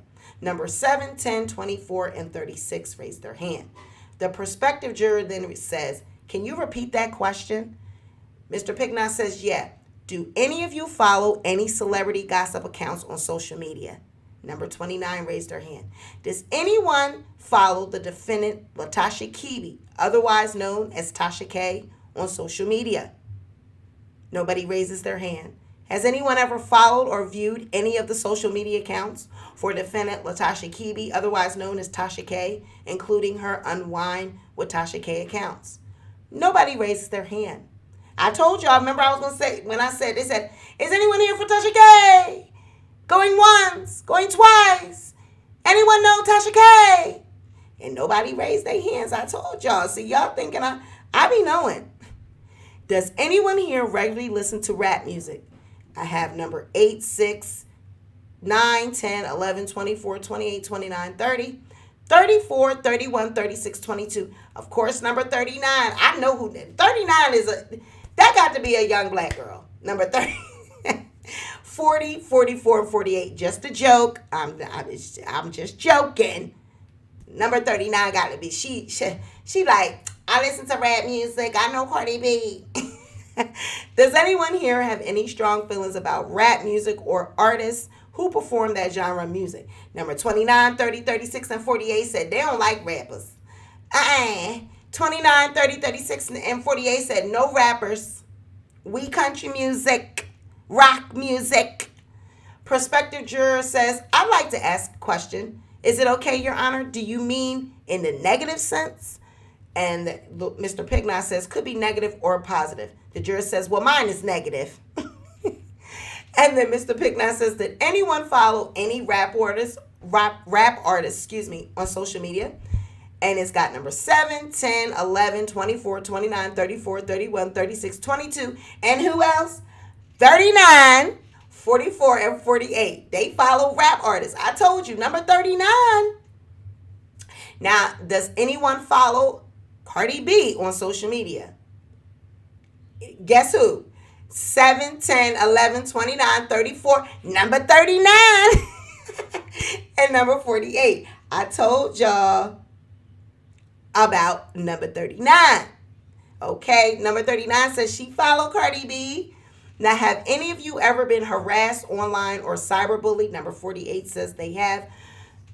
Number 12 and number 13. Has anyone ever been publicly portrayed in a manner they thought was untrue or misleading or accused of doing something that you did not do? Number 36 says yes. Does anyone here believe it is okay to post things on the internet that are not true? Does anyone think that in general people should have thicker skin when it comes to things that are said about them online? Number 6, number 7, 12, 13, 29, 22, 27, 42, and 48 said you should have thick skin. Does anyone think it's okay to say untrue things about celebrities because they are in the public eye? Does anyone have any strong feelings about Cardi B? Number 30 did. Would anyone here be reluctant to award damages to our client solely because of her music persona or because she's perceived as a wealthy celebrity? Number 48 says maybe. And number 30. Number 37, number 30 and 27, Your Honor, that's all the questions that I have. The court says, all right, thank you. So before we begin with the general questions from the defendant, I'm going to have a 10-minute recess. Let everyone go to the restroom if you need to on this floor. And if you may have already discovered on a previous break, but there's a woman's room to your left, and then there's a men's room to your right. I'm going to ask you to stay on this floor. Don't go anywhere else from this floor. You obviously don't have to go to the restroom if you don't need to. I'm going to ask you all to go out of the courtroom, though. To the lawyers and the parties, I'm going to ask that you go to the restroom on a floor other than the 23rd floor so that it mitigates any chances of encountering or having any discussions that would be heard by any of the jurors. Now, ladies and gentlemen, most of the time when I stand before you in a case and tell you not to read the newspaper, not to Google or look at the internet, it's for some boring insurance declaratory judgment case or something like that that nobody would be writing about. This is not that kind of case. There have already been articles written this morning about this case in Atlanta. There are reporters here today in the courtroom who may very well be posting things throughout the day and throughout the trial. So here's the thing. You cannot read or look at any of that stuff. There's no way to be fair and impartial unless you decide the case based on what you hear and see in this courtroom. And it's not anyone else's view, not even my view of the evidence or the charges that matter. It's your view. Your view along with those of your fellow jurors who are selected and chosen. So I'm instructing you not to Google, not to look at any articles, not going and looking for any articles or any social media or anything else like that that may have been posted or may be posted about this case. For that matter, tonight, tomorrow, if you're selected or whenever, there could be stories in the press, stories on TV, on the radio about this case. If you are not to encounter anything like that, your job, part of your oath is that you will not listen to it. You'll turn it off and you won't hear it. There's no way to unring the bell, if you know what I mean. Once you've heard something, you can't unhear it. You can't unsee it. So please stay away from it. It would be juror misconduct for you to make yourself able to see and hear and read any of these things. So I recognize that that can be a little bit of a hardship on you if your normal habits are, for those of you that are on social media, for example, and specifically for those of you that indicated that you follow Cardi B on social media. I ask you to not to do this for me. Unfollow that person during the course of this trial. So during the break, if you have your tablet or your phone, without reading anything that might be on social media, just go to the site and unfollow that person for the duration of the trial. Most people that are public people that have social media, they don't approve of your following them or not. You just automatically get to do it if you click the button. So it won't be difficult for you to unclick the button. And then when the trial is over with, if you want, you can click back on it. That's important because you and your colleagues, those of you on this trial, you're going to spend a good bit of time with us if you're selected trying this case. I'm sure that you want whatever happens in this case, whatever you decide to be the law of the case, to be the decision. I don't entirely control it because there's an appellate court, the 11th Circuit Court of Appeals, that will most certainly review what happens here. But what you don't want is to participate in this case to make the decision that you think is fair, to have some judge, me or some other group of judges, say you get to re-tee You get to do it over because a juror didn't obey the rules, didn't shield themselves from publicity. And again, there's no way for the judges to know if it made a difference or not. But if I find out that you've been exposed to it, then we'll probably have a duty to start over.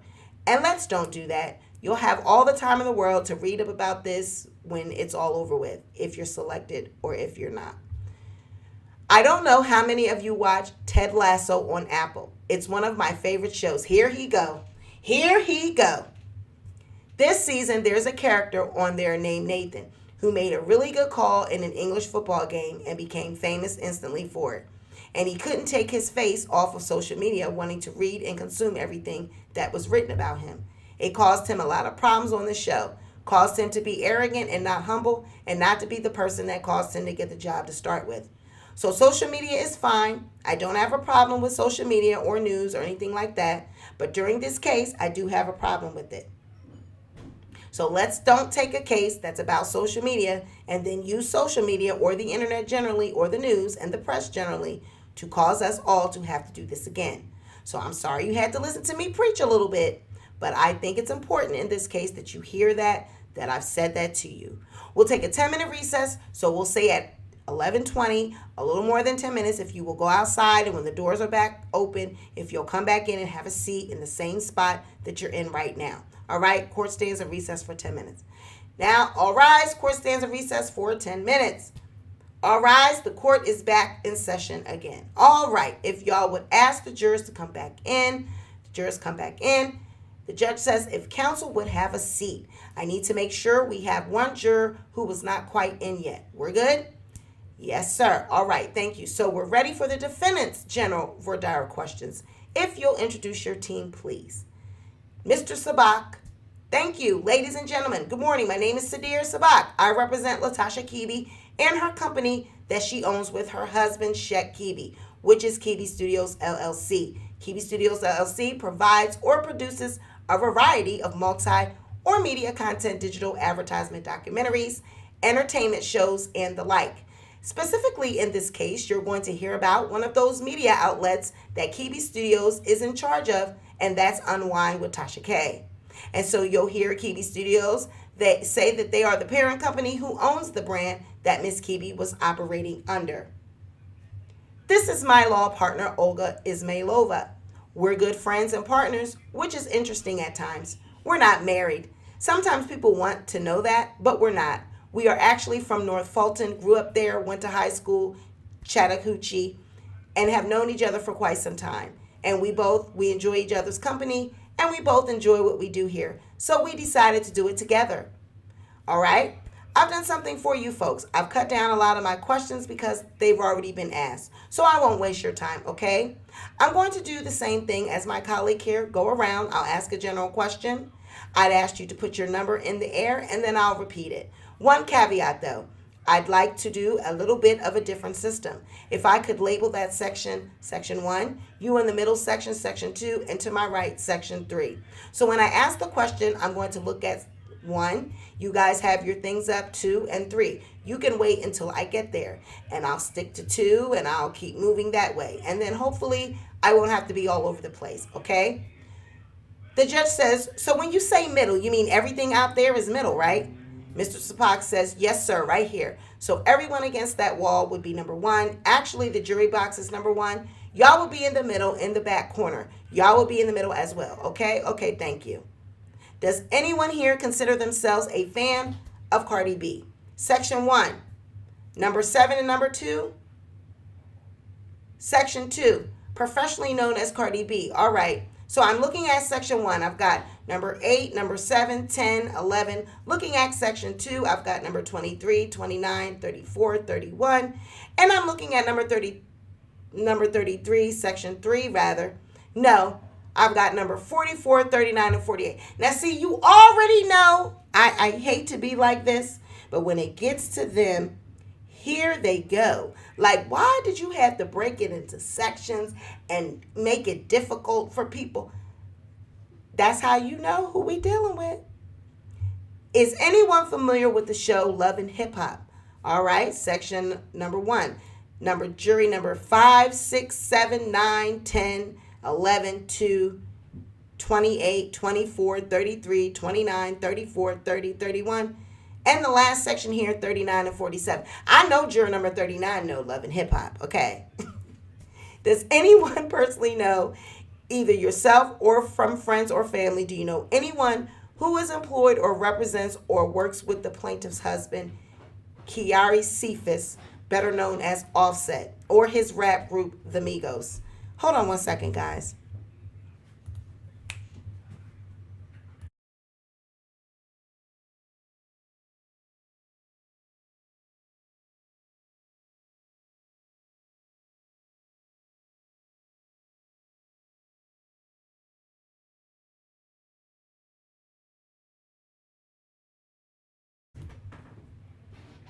All right. Nobody knows. Does anybody know Offset and them personally? Uh, Number 48 knew them personally. Does anyone watch YouTube more than once or twice a week? Number 6, 8, and number 9. The judge says, I'm sorry, what was the question again? Sadir says, does anyone watch YouTube more than 2, 3 times a week? The judge says, okay, I was going to suggest maybe you ask how many people don't, because so many people. Is that right? How about we do it this way? Who watches YouTube every day? Let's do that. Is that all right? Okay. Section number 1, I've got 6, 8, 9, 10, 12, 13. Section number 2, I've got 14, 28, 29, 25, 34, 30, 26, 31, 36, 27, 22, and 18. And the last section, 40, 42, 37, 45, and 48. Regarding bloggers, social media personalities, or people just who discuss entertainment news or celebrity gossip. Does anyone here raise your hand if you have strong feelings, and strong feelings can be positive or negative, whichever it is. If you have strong feelings about entertainment, news journalists, reporters, bloggers, however you want to call it, positive or negative. Section number 1, okay, we got number 4. Thank you, sir. Section number 2, okay, we got number 29, 30, and 36. Thank you. And the last section, number 48. Miss Moore says, Your Honor, I'm sorry. Is there any way Mr. Sabat could slow down a little bit? I can't even write the question before. Just a slight bit, please. Sadir says, the questions are on the pretrial. Miss Moore says, okay, could you just slow down a little bit? It's just hard to. Sabak says, sure. Miss Moore says, thank you. Sabak says, sure, no problem. I'm actually done, so you don't have to worry about it. Thank you. The judge says, you're done with all your questions? He says, okay. And Sadir says, thank you. The court says, all right, so ladies and gentlemen, I'm going to call your name out, and let me just apologize if I mispronounce your name. I'm certainly not doing that intentionally for anyone, including the lawyers or the parties for that matter. When I call your name, what I need you to do is, hold on, guys.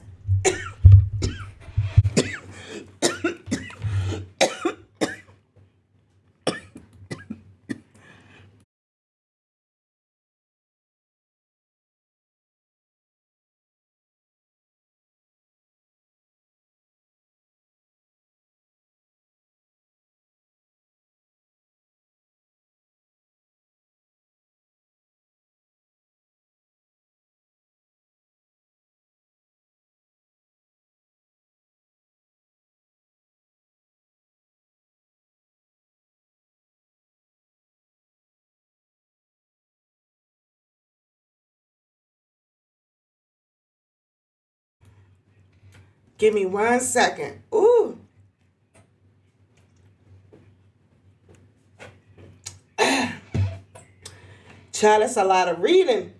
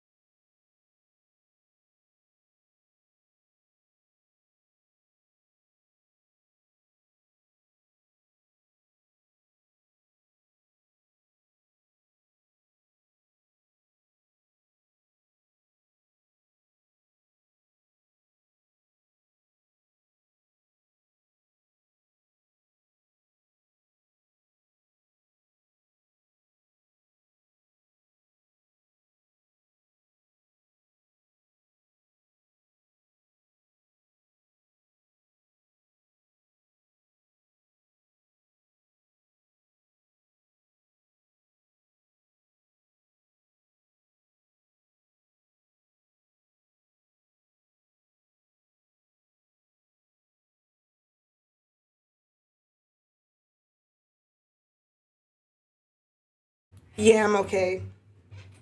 Yes. Woo. Um, y'all know I'm reading a lot, so my throat got dry. Sorry. Woo. Let me get it together, child. Whew. All right.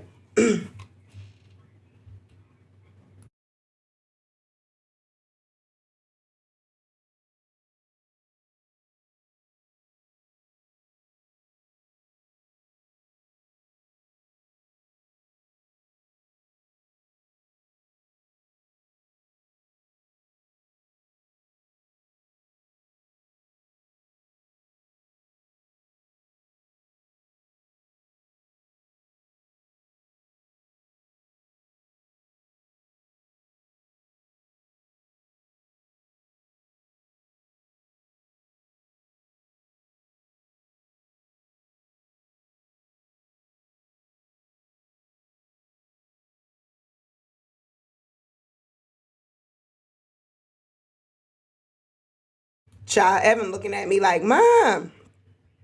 All right, let me make sure. Hello. Hello, hello, hello. All right, let me make sure this is not on an echo. Hello, hello, hello. All right. Okay. Woo, intermission. Give me one moment.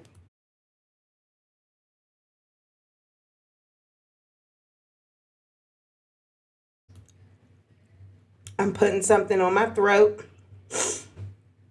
Y'all know we've been reading for hours straight, child. Hold on one second.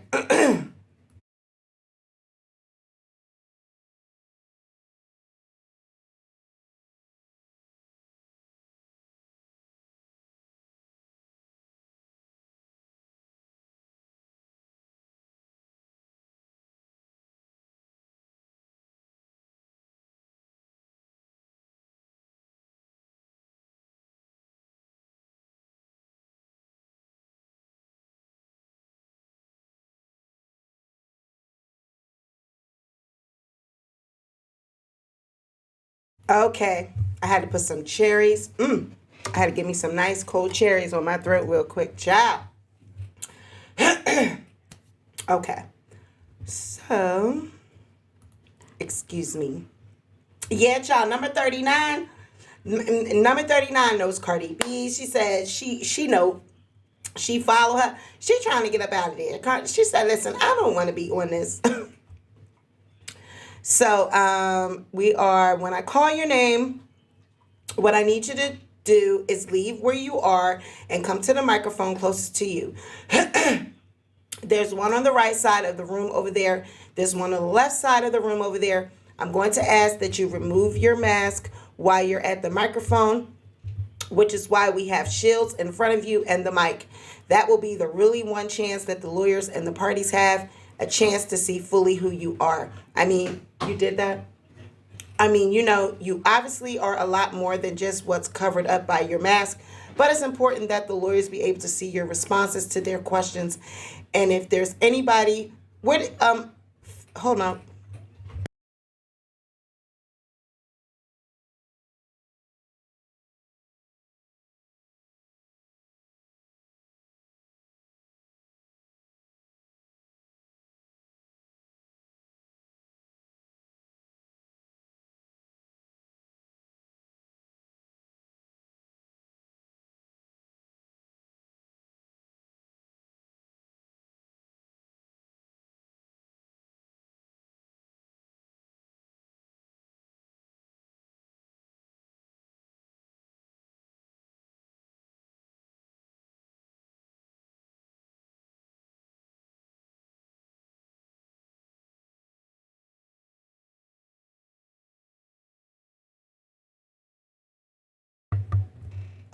God, you know what? These kids, you cannot, you have to get those and put those out of there. Um, So I want to respect how you feel, but it's important that we be able to see your face when the questions are asked, which is why I'm kind of giving you an alternative. So just let me know. It's not going to hurt my feelings at all if anybody wants to use that procedure. Just like if you're asked something that you think is private, too private to discuss publicly in front of everybody you know, I'm willing to have a private caucus with you, with the lawyers to ask you any of the questions as well. All right. So juror number 1, Vicki Edmonds, if you would come to the mic, and I'm sorry about the distances you have to travel to get to it, but normally in a regular world, we would have a mic and we would just send it around and let everybody handle it. But we just feel like this is probably the safest approach. Yes, good morning. Miss Edmonds, thanks again for being here. Can you tell me your marital status? She says, I'm divorced. Andrew Pignott, now this is Cardi B's team speaking to this juror. Do you have any children? She says, yes, I have a son. How old is your son? She says, 40. Do you have any adults that live in your household with you? She says, no. Do you have any parents or siblings that live nearby? She says, my parents are deceased and my only sibling is deceased. Where does your son live? Does he live nearby? In Kennesaw. Okay, would you consider yourself close with him? She says, yes. Miss Edmonds, where did you grow up? She says, excuse me, where did you grow up? I grew up in Norfolk, Virginia. Are there any other cities other than Ackworth? And you said Norfolk? She says, yes, Norfolk, Virginia. Are there any other cities where you've lived for longer than a year? She says, no. When did you move here to Ackworth or in the Atlanta area? She says, about 12 years ago.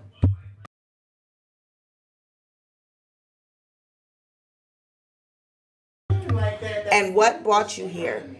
I was having a grandchild. How many grandchildren do you have? I have 2 now. What are their ages? 8 and 6. Are they boys or girls? She says 1 boy and 1 girl.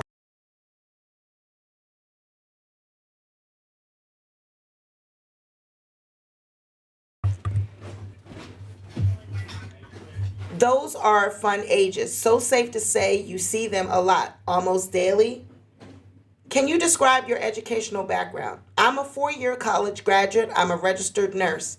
And where did you go to school? At the University of Virginia. That's a great school. Do you have any postgraduate education? No. Was your major there nursing? Yes. I assume.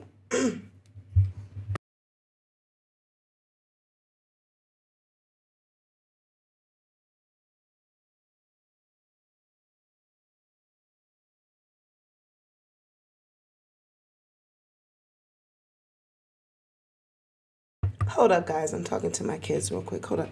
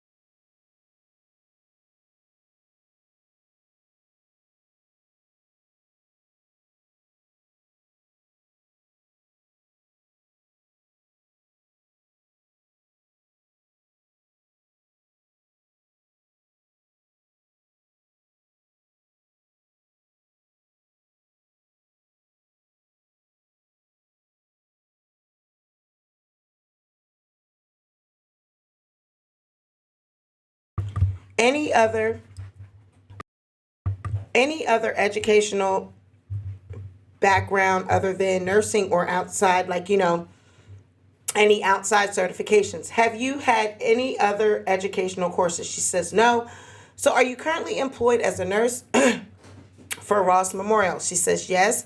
Is that on a full-time basis or a part-time basis? She says kind of 3/4. Do you currently hold any other jobs? She says, I'm sorry, do you currently hold any other jobs, like on a part-time basis? She says, no. Do you have a title or position at the hospital? She says, I am an RN supervisor. And how many other employees do you supervise there? She says, 300. How long have you been in that position? She says 6 years. And did you hold any supervisory positions before that? She says, no.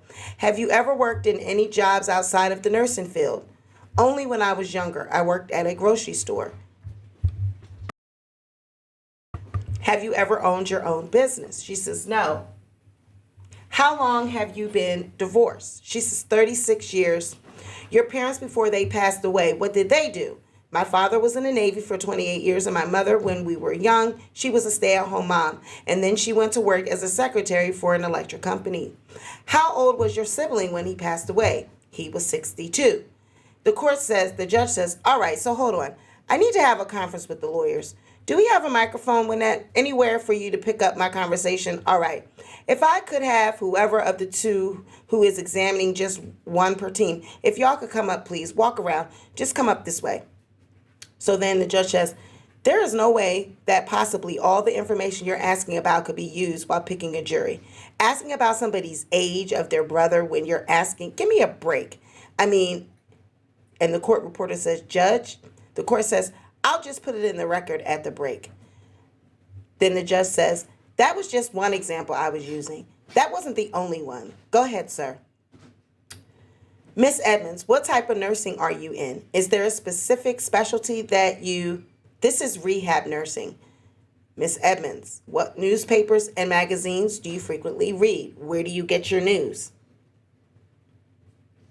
I watch the news every morning, sometimes twice a day.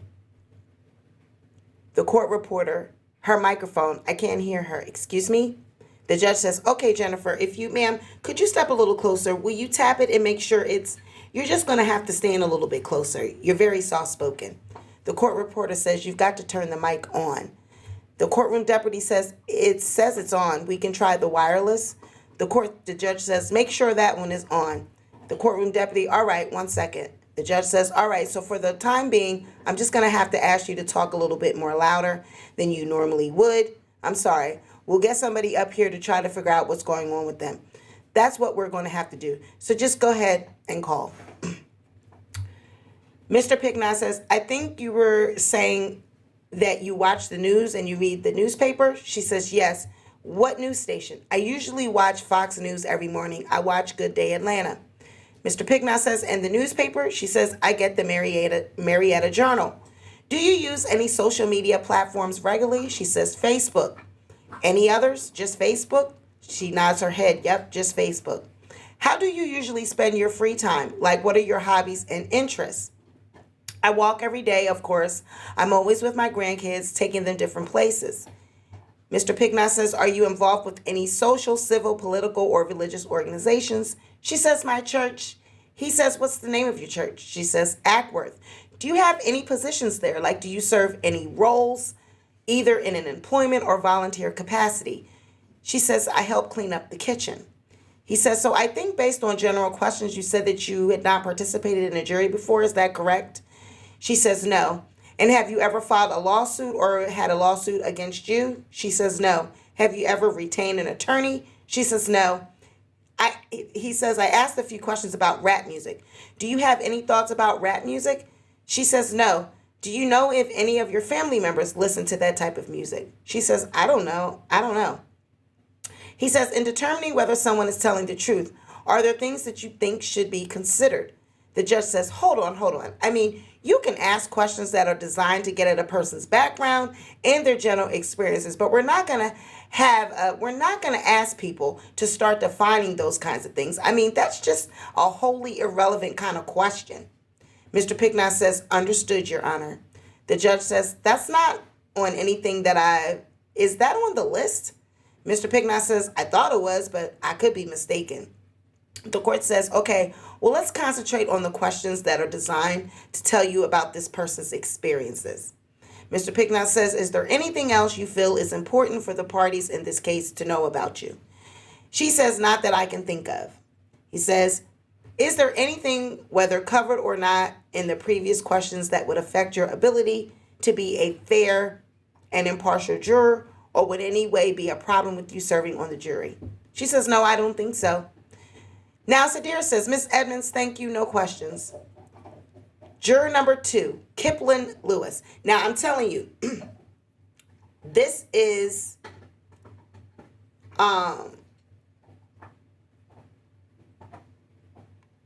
Tasha K's side. asking these questions, okay? Miss Lewis, hi. So in response to the general question about a law-related field, I assume that's your position at the Georgia Creel Law Firm. Says yes, sir. And what type of law does this firm practice?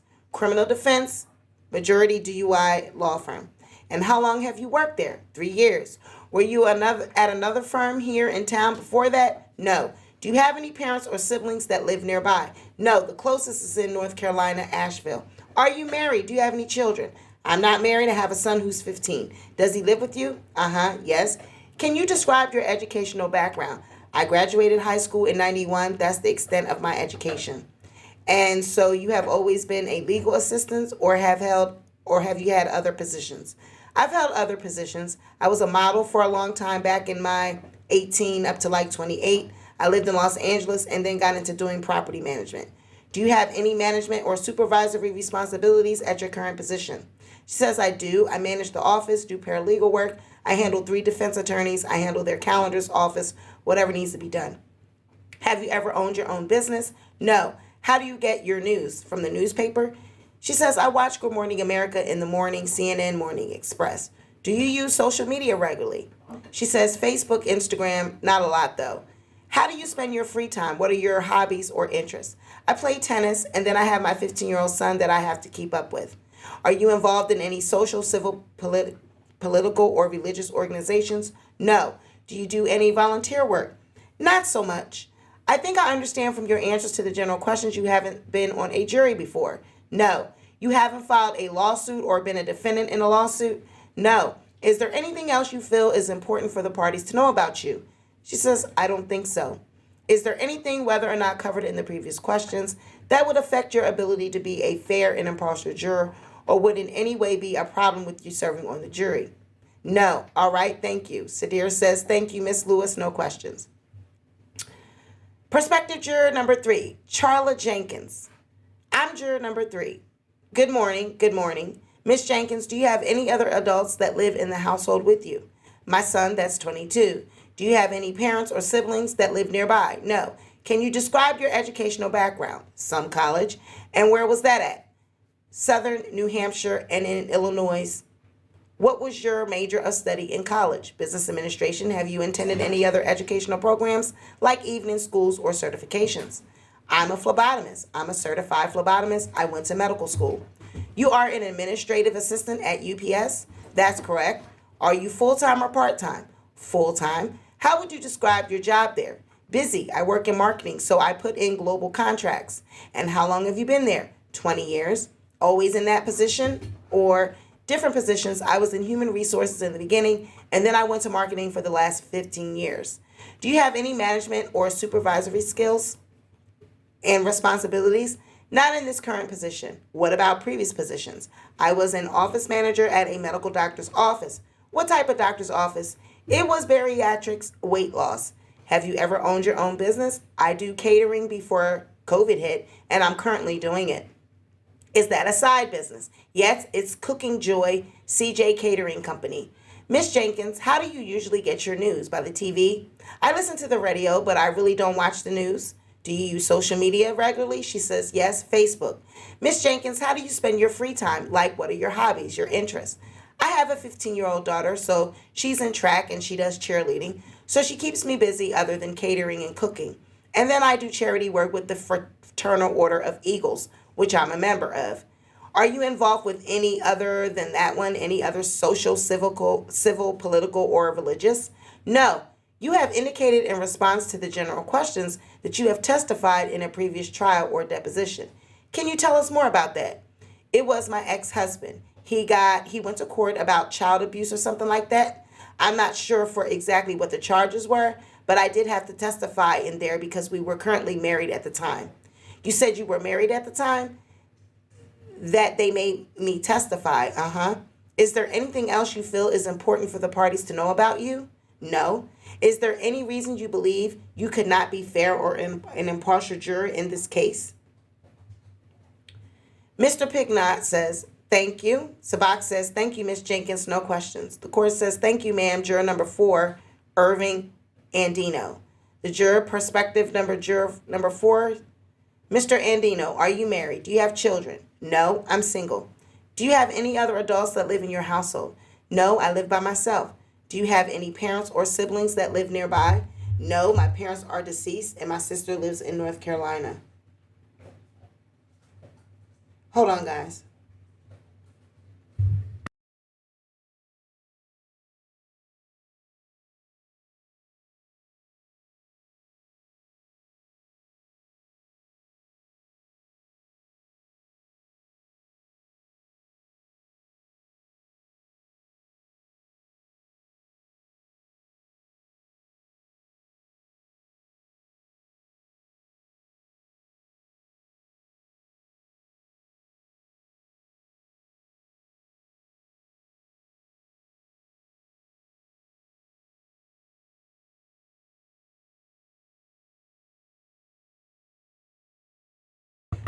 Sonia Maybea, is this for the appeal? No, this is not for the appeal. This is actually, I don't know if you had a chance to read the title, but this is remember we were waiting on the court transcripts?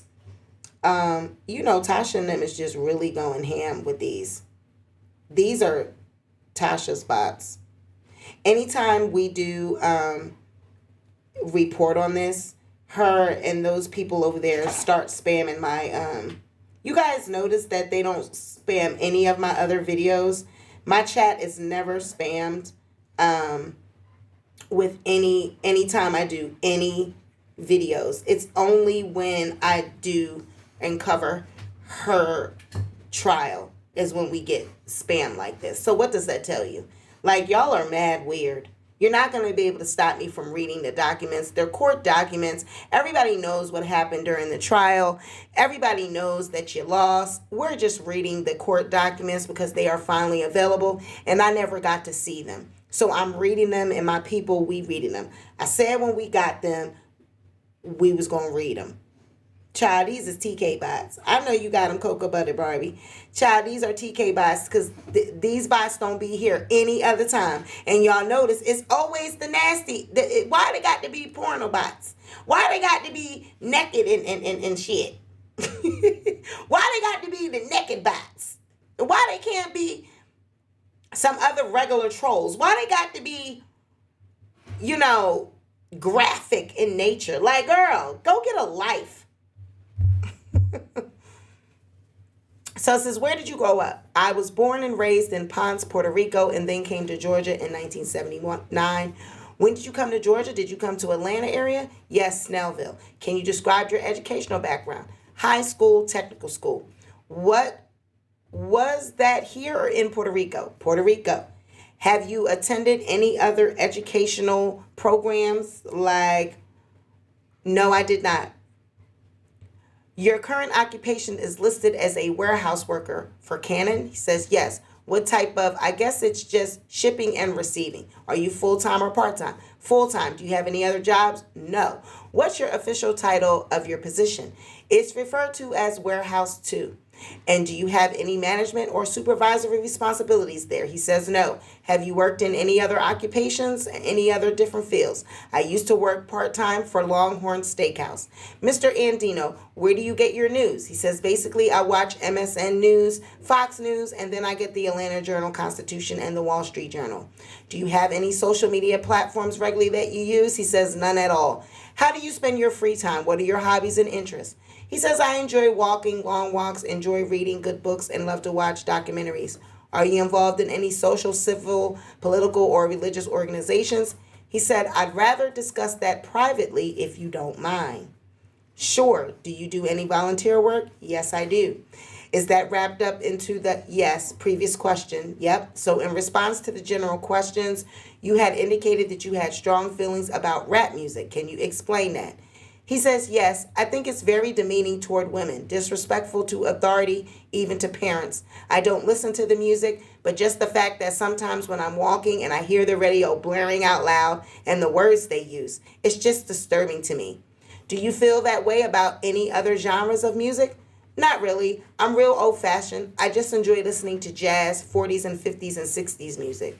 So you know that our client is a musical artist who performs in this genre of music, of rap music. Given your feelings about rap music, are those feelings that you could set aside in order to be a fair and impartial juror in this case? He says, that's a good question. Honestly, because I never heard her music, I don't know how to answer that question. But the most rap that I've heard because of people blaring it on the road is just negative to me. So I guess the challenge for us is that we have to sort of get past sort of an equivocal point of view here.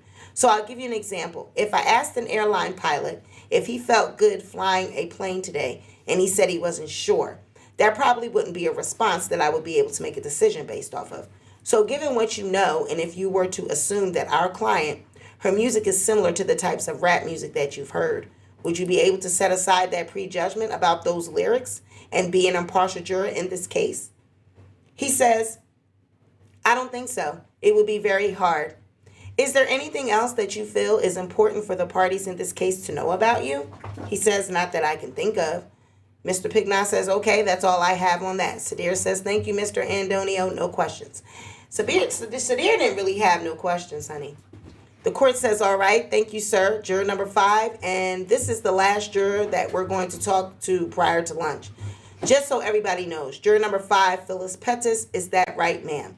Is Pettis your last name? Is that your last name, Pettis? Pettis? The juror says yes. Miss Pettis, I wanted to ask you before Mr. Pignat started.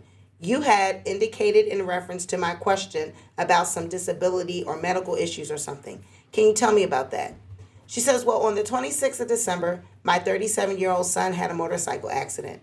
And so on last Friday, he came home to my house instead of going home to his wife because she's not able to handle him. He broke his back. So it's me and my husband who is his caregiver now until he heals. The court says, all right, so I just want to make sure I understand. Your son broke his back in a motorcycle wreck. He's at your home. You're taking care of him. Is that something that your husband is able to do while you're gone at court during the day? Or just tell me how you feel about that. She says, well, his father is there helping him. So I just want you to know that me and his father were his caregivers until he heals. The judge says, okay, so describe, if you would, whether you would be able, if you were selected in this case, to serve, knowing that it's going to be about 2 weeks, knowing what's going on at your house and your husband's ability to take care of him or lack thereof.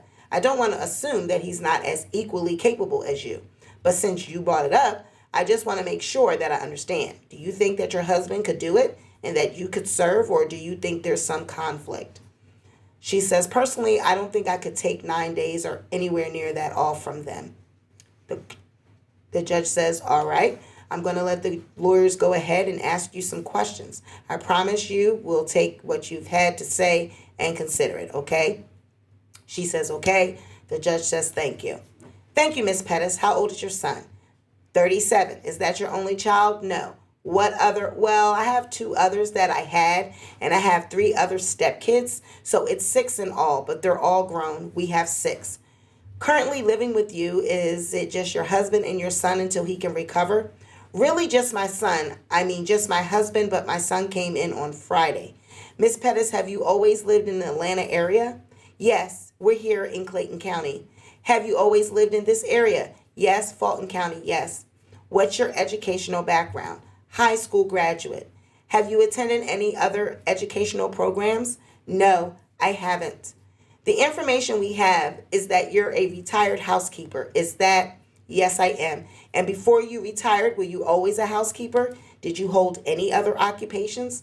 Not always. I've worked at different places. Like I worked at JCPenney for a while, and there's a place that's called Staverinos.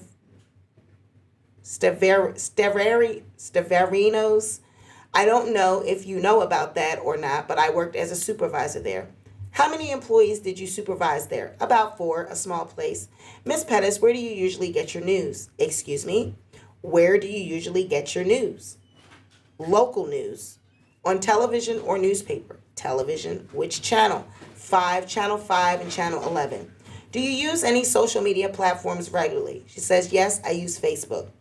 What do you like to do in your free time? What are your hobbies and interests? Well, we have an RV, so we do a lot of traveling when we can. And when it's cold, I really do work like at my church. I volunteer. And from that, we're just, we just being at home. What do you do for your church as a volunteer? We do the cooking for the church or either the serving. Is that the only social, civil, political, or religious organization that you're involved with? Yes, it is.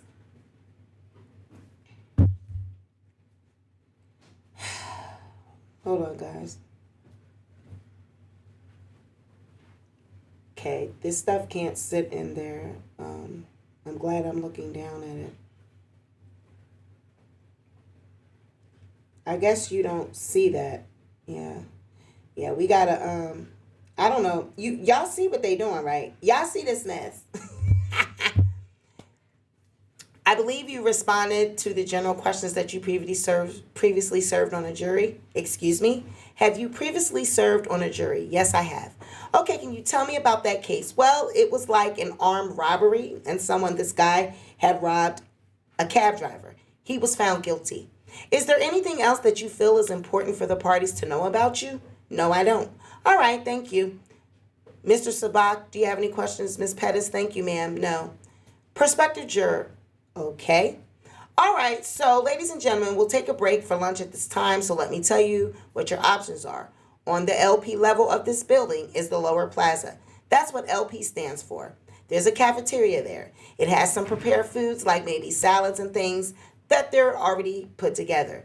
There's also a little bit of a small salad bar. It is a short order cook kind of place. There's some hot foods.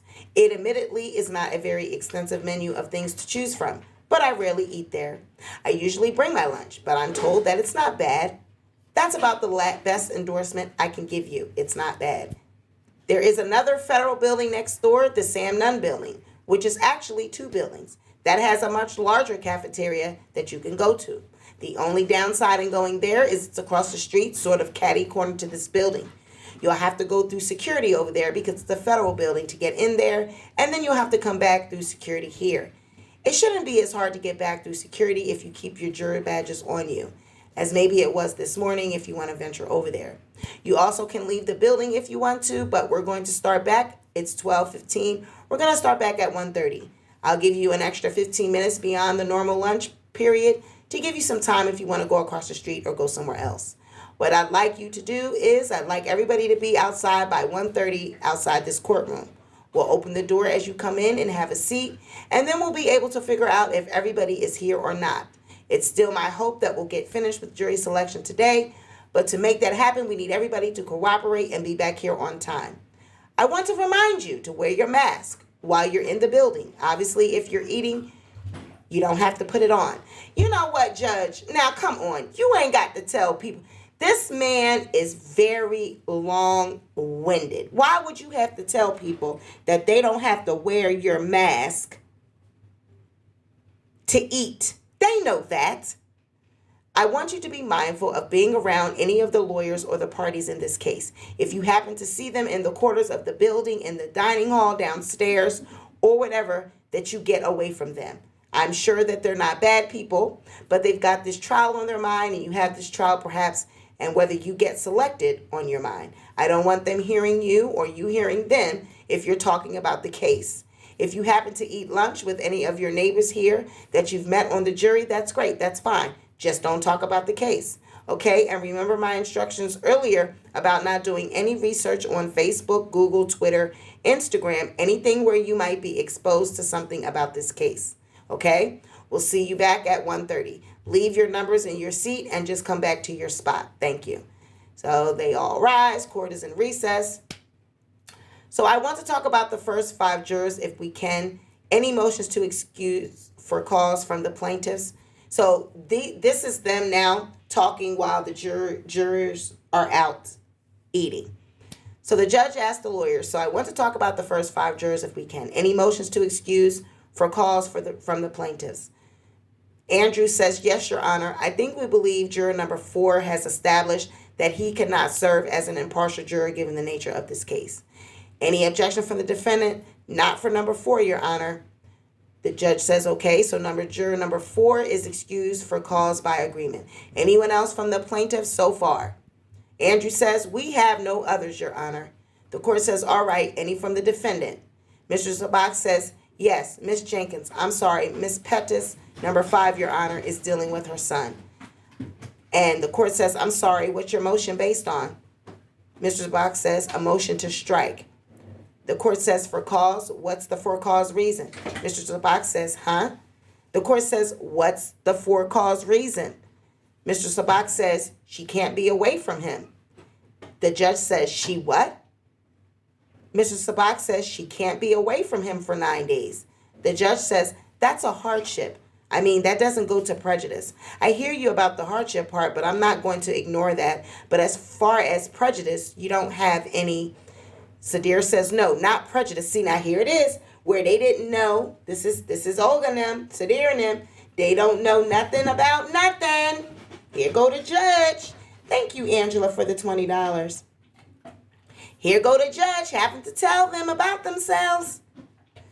The judge says, okay, as it relates to Ms. Pettis, I'm likely going to excuse her for her hardship that she's expressed, but I'm going to wait. She's already here today. I want to wait until I figure out what's going on with the rest of the panel before I make that final decision, okay? I mean, I think we're going to be fine because not a single person indicated they had any COVID concerns. And, you know, I think maybe 3 raised their hand about strong feelings about people that are in the music industry, rap, hip-hop, whatever. So I'm optimistic that we'll be able to get a jury on this.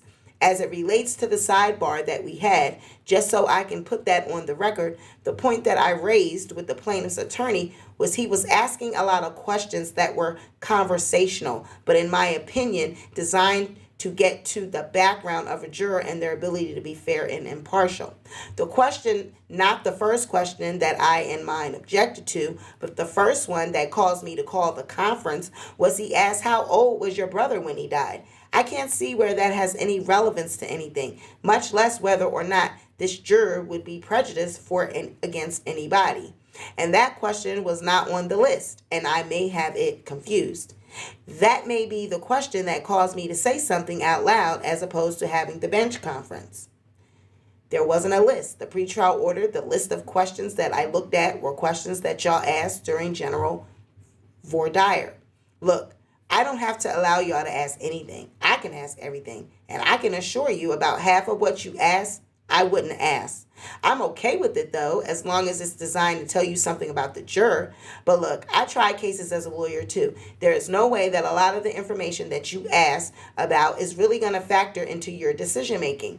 It's information overload. So ask things that are critical to telling you whether the juror would be prejudiced for or against the plaintiff or the defendant that you know and in the general experiences. You know, asking about, I never had objected to people asking about what TV shows do you watch? What kind of music do you listen to? Or stuff like that.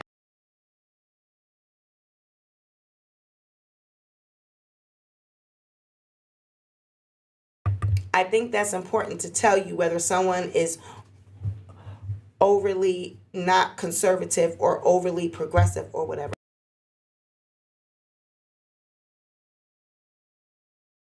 It tells you a little bit about their attitude toward life, but not stuff like, well, you know, how many people did you supervise? Okay, so the fact that someone is a supervisor, okay, maybe that shows a level of being authoritative and liking structure and system, but it doesn't. How many does that really matter? I mean, think about your questions because it's got to be helpful to you, really. I don't view jury questioning as an opportunity for you to establish that you're just a good guy. I mean, that doesn't matter to me. And so I'm going to keep you focused on questions that go to who someone is and who they're not. And that's it. All right. We'll see y'all at 1:30. Thank you. Security says all rise. Court stands in recess until 1:30.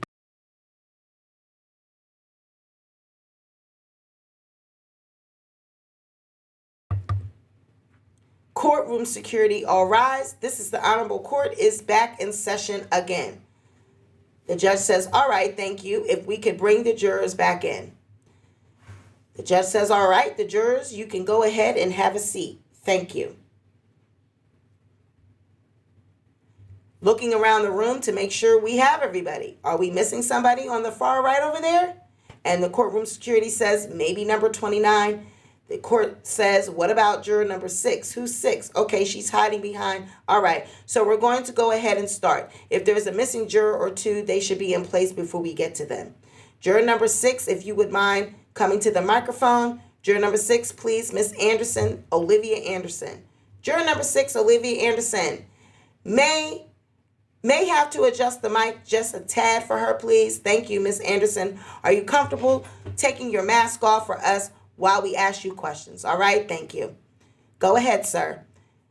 Hi, Miss Anderson. Miss Anderson, what's your marital status? Are you married? She says no, single. Are there any other adults that live in your house with you? Yes. Who would that be? My brother Willie and my sister Betty.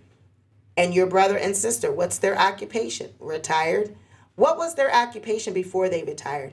My brother Willie was a UPS dock worker. My sister Betty, she worked in a federal building in child care. Do you recall what type of federal building? All I know is a federal building. She's been in child care for 43 years. And all I know is the federal building downtown here. Miss Anderson, have you lived in the Atlanta area your whole life? Yeah, Atlanta and DeKalb. Can you describe your educational background? I had graduated school at David T. Howard, and I went to dental school at Atlanta College of Dental, and I went to Atlanta Area Tech, and I had some community vocational school class at DeKalb County Community Technical Program. And you're currently a library worker? Yes. And what do you do for the library? I'm a library technician, and I process all library materials to go out to different branches in DeKalb County. Have you always been employed in a similar occupation? No. What other occupations? I work for the federal government in Department of Income Tax Division. Then I worked for the state government Income Tax and Title Division. And let me see. I've worked at, I think that's it. They ought to be it. When you said the income tax divisions, what was your role there? Well, what I had to do for the federal and state, I had to open up the envelopes, take the forms out, and make sure that the taxpayer had all their documents correctly. Do you currently have any other second jobs or part-time jobs other than your library? No. Have you ever owned your own business? No. Miss Anderson, where do you typically get your news from? Television. News shows? Do you read the newspaper? Sometimes. What news shows and newspapers do you typically, Which news shows and newspapers do you, WSB, CBS in the morning, and that's it. And the newspaper? The AJC or a different Atlanta Journal, AJC. Do you use any social media regularly? No. Miss Anderson, what do you do in your free time? What are your hobbies and your interests? Shoot, I don't have none now, but my 2 grandbabies, they take up most of my time with their bad self. Okay, that's a black woman. It's safe. It's safe to say that's a black woman. That's a black grandmama. Are you involved with any organizations like a church or a political organization or anything? Well, since the virus going on, no. I don't go out nowhere. What about before the virus? What about before the virus? Yeah, I would go to church, but I wasn't a member of a church. But I would attend, like visiting churches. Do you do any volunteer work? No, not now. I used to volunteer with Grady. I'm sorry, what was that? I said I used to volunteer with Grady. Grady? Yeah. Like, what did you do for them? Just read books and play with the kids. That was patients at the hospital that was in the hospital. And I would go up on the rooftop and play with them and read books to them. Miss Anderson, one of the general questions that I asked was whether you thought people should have thicker skin when it comes to things said about them online. And you answered yes in response to that. Can you elaborate on that? I mean, just because somebody says something about you, you can't let it bother you. People are going to say a lot about you, good and bad. And if they say something bad, you've just got to, learn to deal with it and shake it off. It sounded like from your response, that sort of sounds like you're referring to criticism. Like if somebody is saying you're not doing a good job or, we all going to have problems. You just have to learn how to deal with it. But would you answer differently if I were talking about something that was untrue? If it was untrue, no, I wouldn't feel different about it because, if somebody says something untrue about it, so what? You just have to learn how to deal with that too. It's untrue. What are you going to do about it? You can't do nothing about it. You can't do nothing about it. So I think what we've heard you say that before are some, but I think what you've heard before are sort of the general allegations here. So our client has brought claims against the defendant for publishing certain. Mr. Sabak says, Your Honor, I'm going to object to that. And the court says, well, the question wasn't even fully developed, so I really can't respond to it until I hear the whole question. Go ahead and finish your question, sir. So I'm referring to the general allegations that the judge summarized at the outset, that this case in general is about our client has brought claims against the defendant for publishing certain statements about her that she alleges are false. So given that, do you believe that you could be impartial? And if the facts warranted, rule in our client's favor, given the response that you just gave, that you believe people in similar situations should just deal with it? I mean, yeah, I would have to, listen to the evidence and what that person said about her and everything. And I mean, like I said, you can't stop people from saying nothing about you. You just can't. I mean, if they keep saying it, then what else can you do? What you going to do if they keep saying bad stuff about you and making allegations against you? You do what you've got to do. So I don't want to belabor the point. I think what we're just trying to get to is sort of an equivocal response. An unequivocal response where if the allegations that I just summarized for you, that we are alleging that the defendants published certain false statements about our client, and she is seeking damages, and she's seeking for them to stop making those statements. That's what this lawsuit is about. Yes, if she has evidence that what somebody else said about her that wasn't untrue and she figured it was damaging to her, then that person should be punished. She should be given something. They said, okay, thank you for clarifying. Is there anything else you feel is important for us to know about you? Oh, you didn't finish with me? Yeah, I'm sorry. Just one last question. Uh-huh. Is there any... She said, oh, you didn't finish with me? He said, yeah, I'm sorry. Just one last question. She said, uh-huh. Is there anything else that you feel like is important for us to know about you? She said, no. Okay. You through yet now? Yes. Okay. She said, you through yet now? Yes. Okay. Thank you, Miss Anderson. Juror number 7, Wendy. Is that Weiner? Wendy Reiner. Okay. Can you pronounce your last name? Weiner. Oh, Weiner. Okay, Miss Weiner. Are you married? Yes. Do you have children? No children. Do you have any other adults in your household? No adults. What's your husband's occupation? Wife,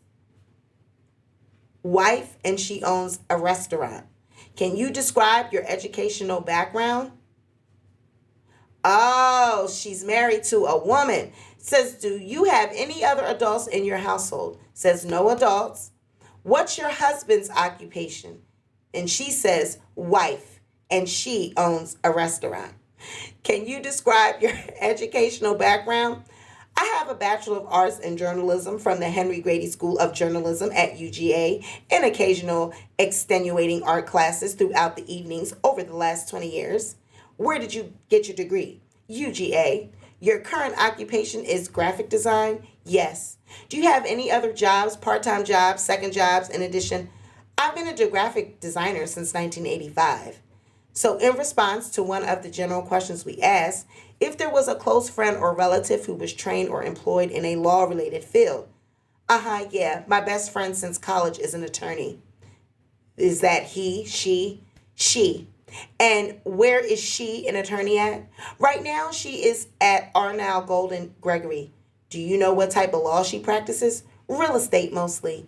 You also responded that close friend or relative had filed a lawsuit. Can you elaborate on that? Yes, my partner, who owns a restaurant, has been involved in many lawsuits where she's been both the defendant and the plaintiff. What's the name of her restaurant? The first restaurant she started was called the Flying Biscuit Cafe, and the second one that she owns now is Delilah's Chicken Sausage Stand. We used to live in Candler Park, so Flying Biscuit was one of our favorites. Oh, yeah? You had indicated that you watch television shows about celebrities. What specifically did you have in mind? My favorite ones are celebrity real estate shows. What about celebrity gossip accounts? Well, the news that I follow is always online. I'm more of a news aggregator person. like a Flipboard or Facebook, that type of stuff. So it's not really specific accounts, it's just general topics. Where do you get your news from? Like I said, mostly it's online from Flipbook or Apple News, somebody that aggregates a bunch of different magazines or newspapers.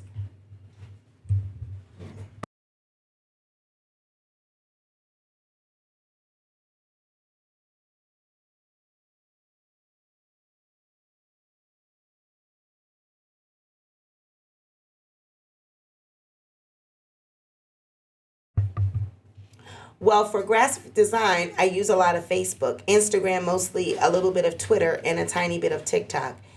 And is there one in particular I'd say Instagram the most. What do you like to do in your free time? What are your hobbies and interests? I do a lot of art projects just for yourself or mostly for myself. I, of course, work for the restaurants and I do a lot of projects with restaurants. Maybe pictures that will go on the walls or t-shirts that they sell, that kind of stuff. Got you. And do you do any other art projects like in the community? Or I do a lot of volunteer work through maybe helping people design brochures or newsletters, a lot of nonprofit stuff. So how does that work? How does that work come to you, the nonprofit? Usually word of mouth. Are there any particular organizations that you're involved with more than others? I do a lot with Happy Tails Pet Therapy. I have a dog that is an official comfort animal that can go around to hospitals and visit kids and old people and good stuff like that. Are there any other occupations that you've held other than graphic design? No. So one of the questions we asked in the general questions was, do you think people should have thicker skin when it comes to things said about them online? Well, my basis for answering that question is dealing with restaurant reviews. When people complain about a pancake or a piece of sausage, it's their opinion. And I think that, you just have to roll with it. So in that case, you think we should have thicker skin about, I think, as the chef creating that food, it's very personal to that person. And they have to just say, you know what? It's not for everybody. Right. So it sounds like from your response, you're referring to somebody just having an opinion or a criticism. Yes, correct. You might feel differently if it was something that was untrue.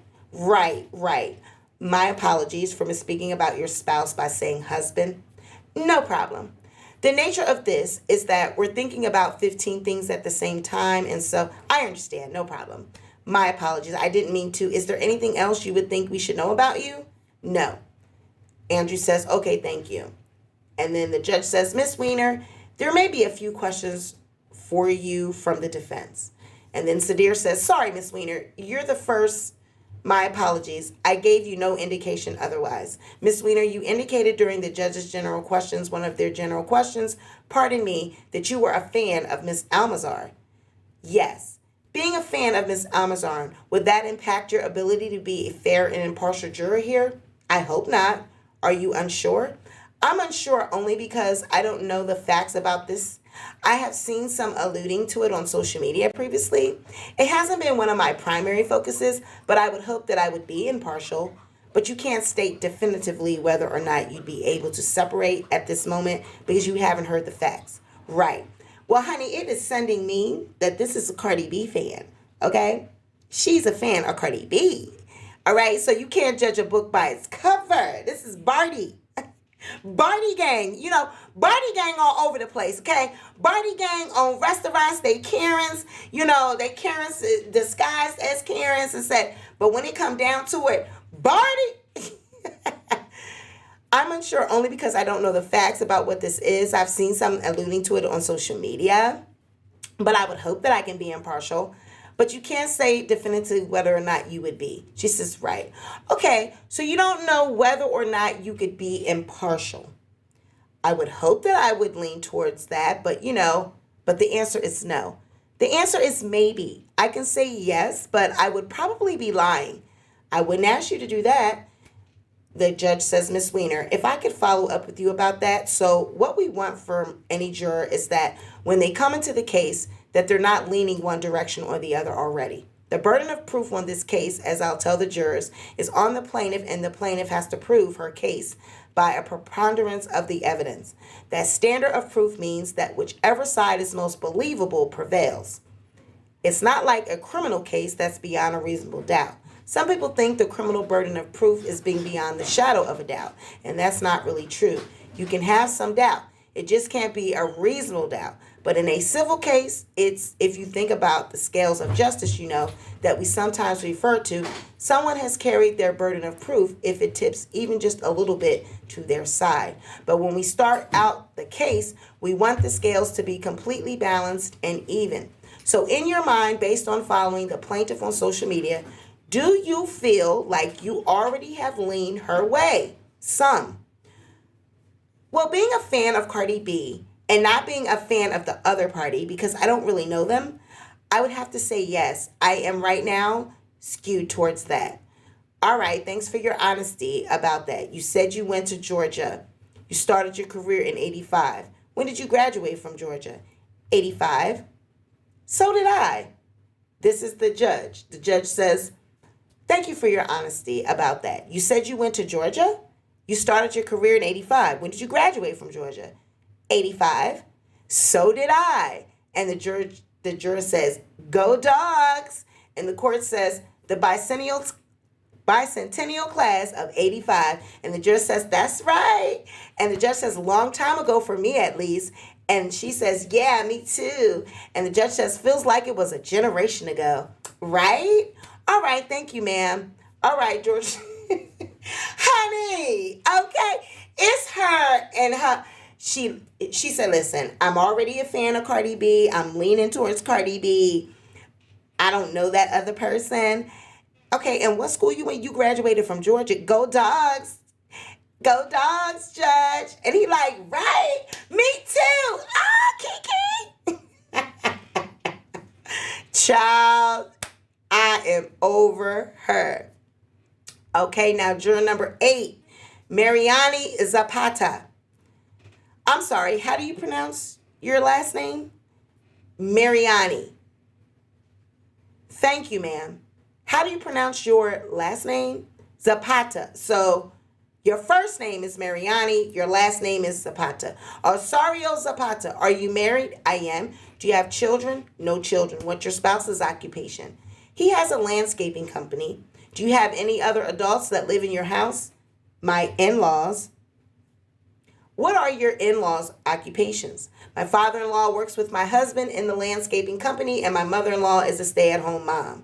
What's your educational background? I have a bachelor's degree in informative and information and security. And where's that from? Georgia Gwinnett College.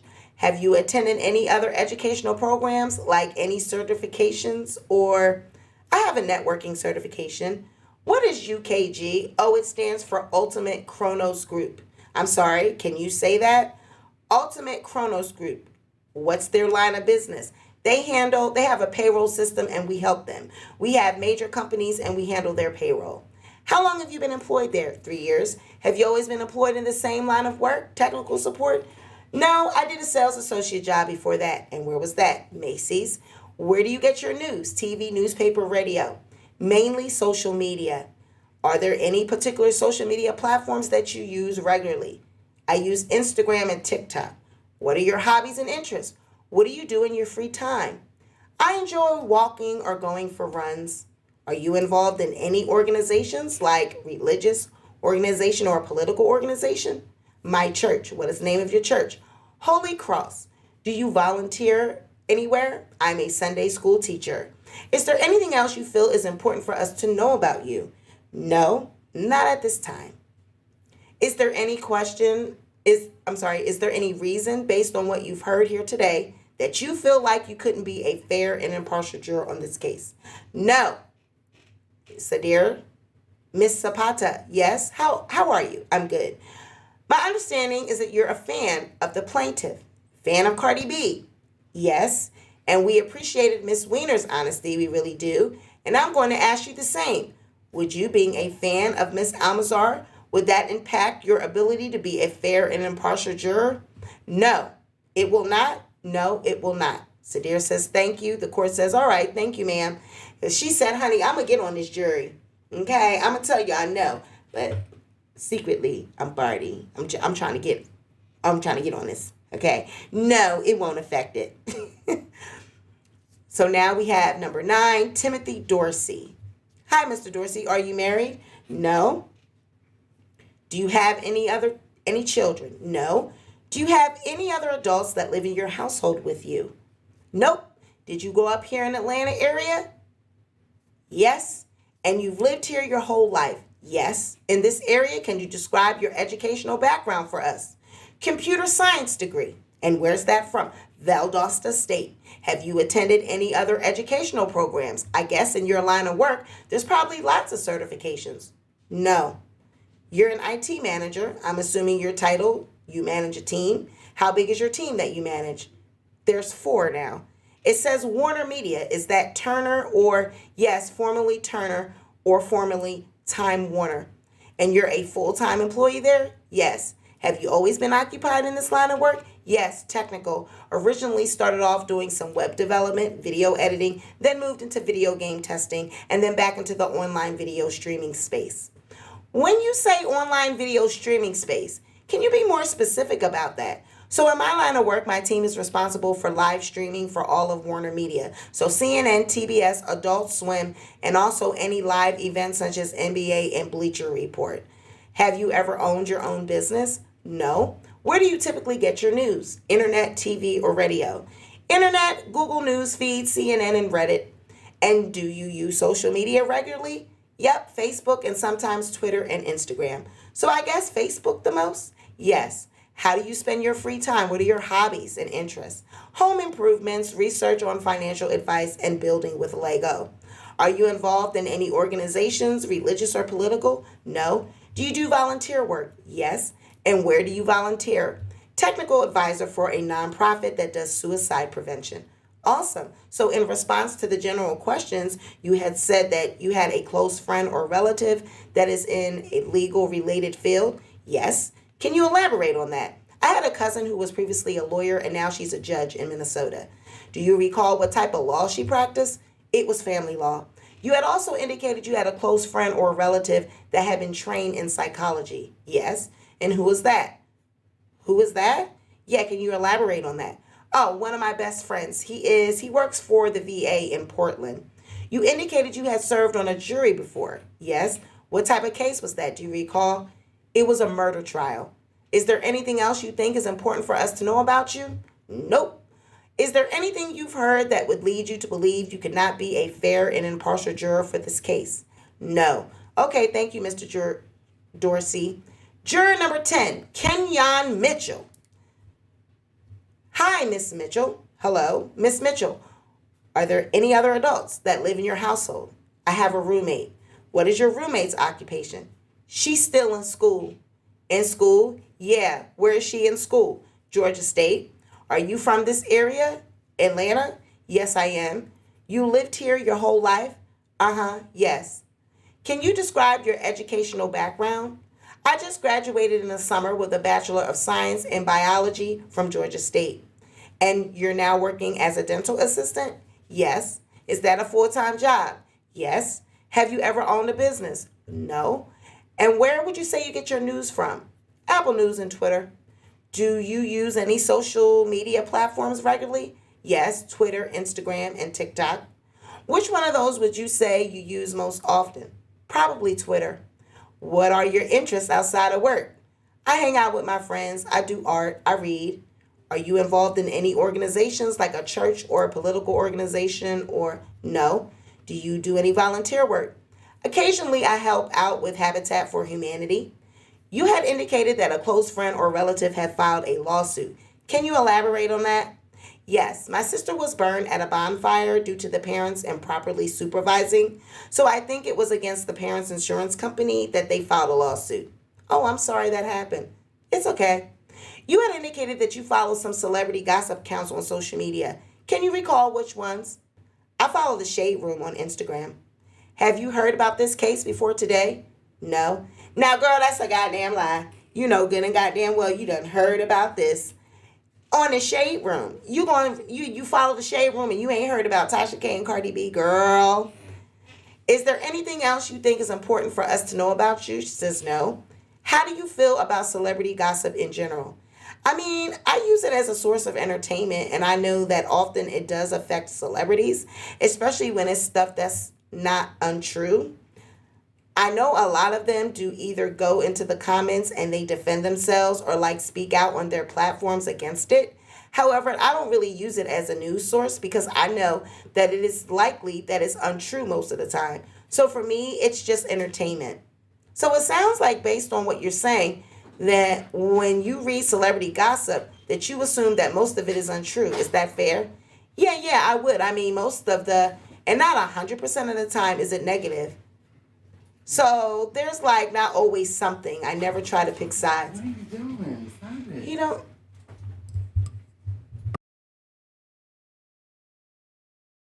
so I never believe what I read 100% of the time. Do you think it's okay that no, I don't agree with it, even though I do use it as entertainment? And so, just given what you know about this case already, do you feel like you could be impartial in reviewing the facts of this case and, if warranted, ruling in our client's favor, under a similar fact pattern? I do. That's all I have. Good afternoon, Miss Mitchell. Good afternoon. Now, this is Sadir. Said, good afternoon. You stated that you could be fair and impartial towards the plaintiff, Miss Almazar. Is that right? Yes. Is that because you're a fan of hers? I mean, well, let me ask you this. Could you extend the same courtesy to Miss Kebe or Mr. Kebe? Yes. And so as a fan of Miss Almazar, you wouldn't let that impact your ability to hear the evidence? No. You indicated that if any information comes from a celebrity gossip news site or blog, you would presume it's false. I would say yes, and then it's not always false, but there always has to be the understanding that it could be. And so because you stated that you presume it's false, would that impact your ability to be fair and impartial towards Miss Kebe? I mean, I'm not exactly sure what she does or what she posted, so that would probably play a factor in my decision. However, I'm not sure what she posted or what is listed in social media. Would you agree that if you have agreed that you will prejudge this news? And do you agree that it doesn't much matter what she says if you prejudge the information anyway? Do you agree with that? Yes. So you can't be fair and impartial. I guess not. No. The judge says, hold on, ma'am. Any follow-up questions from the plaintiff? And then Andrew says, yes. So as you can probably imagine, we're both coming where we're coming from at this point. We're coming from opposite ends of the spectrum, right? And we're just trying to get to the bottom of whether you believe you can be impartial. So I think both of us are just asking for honesty about that. And it sounds like you gave sort of a general impression about what you believe celebrity gossip news is in general. And what I follow up was, assuming the facts support our client's claims, you could be fair and impartial in that situation, right? Is that what you're saying? Yes. Is that fair? Yes. And defendant's counsel then asks you sort of the flip side of that. And I understand your response to be that you don't know the facts about her particular situation. And if the evidence supported her side of this case, that the stuff is actually true, then if that were the case, could you be fair and impartial and rule in her favor? Yes, like I said previously, my first impression is that things aren't always true. But that doesn't mean that like some of these statements don't have truth to them. There's definitely things that are posted that are true, and evidence comes along with those statements to back up what was said. However, sometimes, there are rumors that are posted as well that those are not valid statements. So, I just assume that anything coming from one of those sources I can't assume that it's reliable all the time. There's not people fact checking and stuff like that. Andrew says, okay. Sadir says, thank you, Miss Mitchell. And she says, you're welcome. Juror number 11, Zanaya Thompson. Okay, now can we guess Zanaya Thompson? All right, let's get with Zanaya.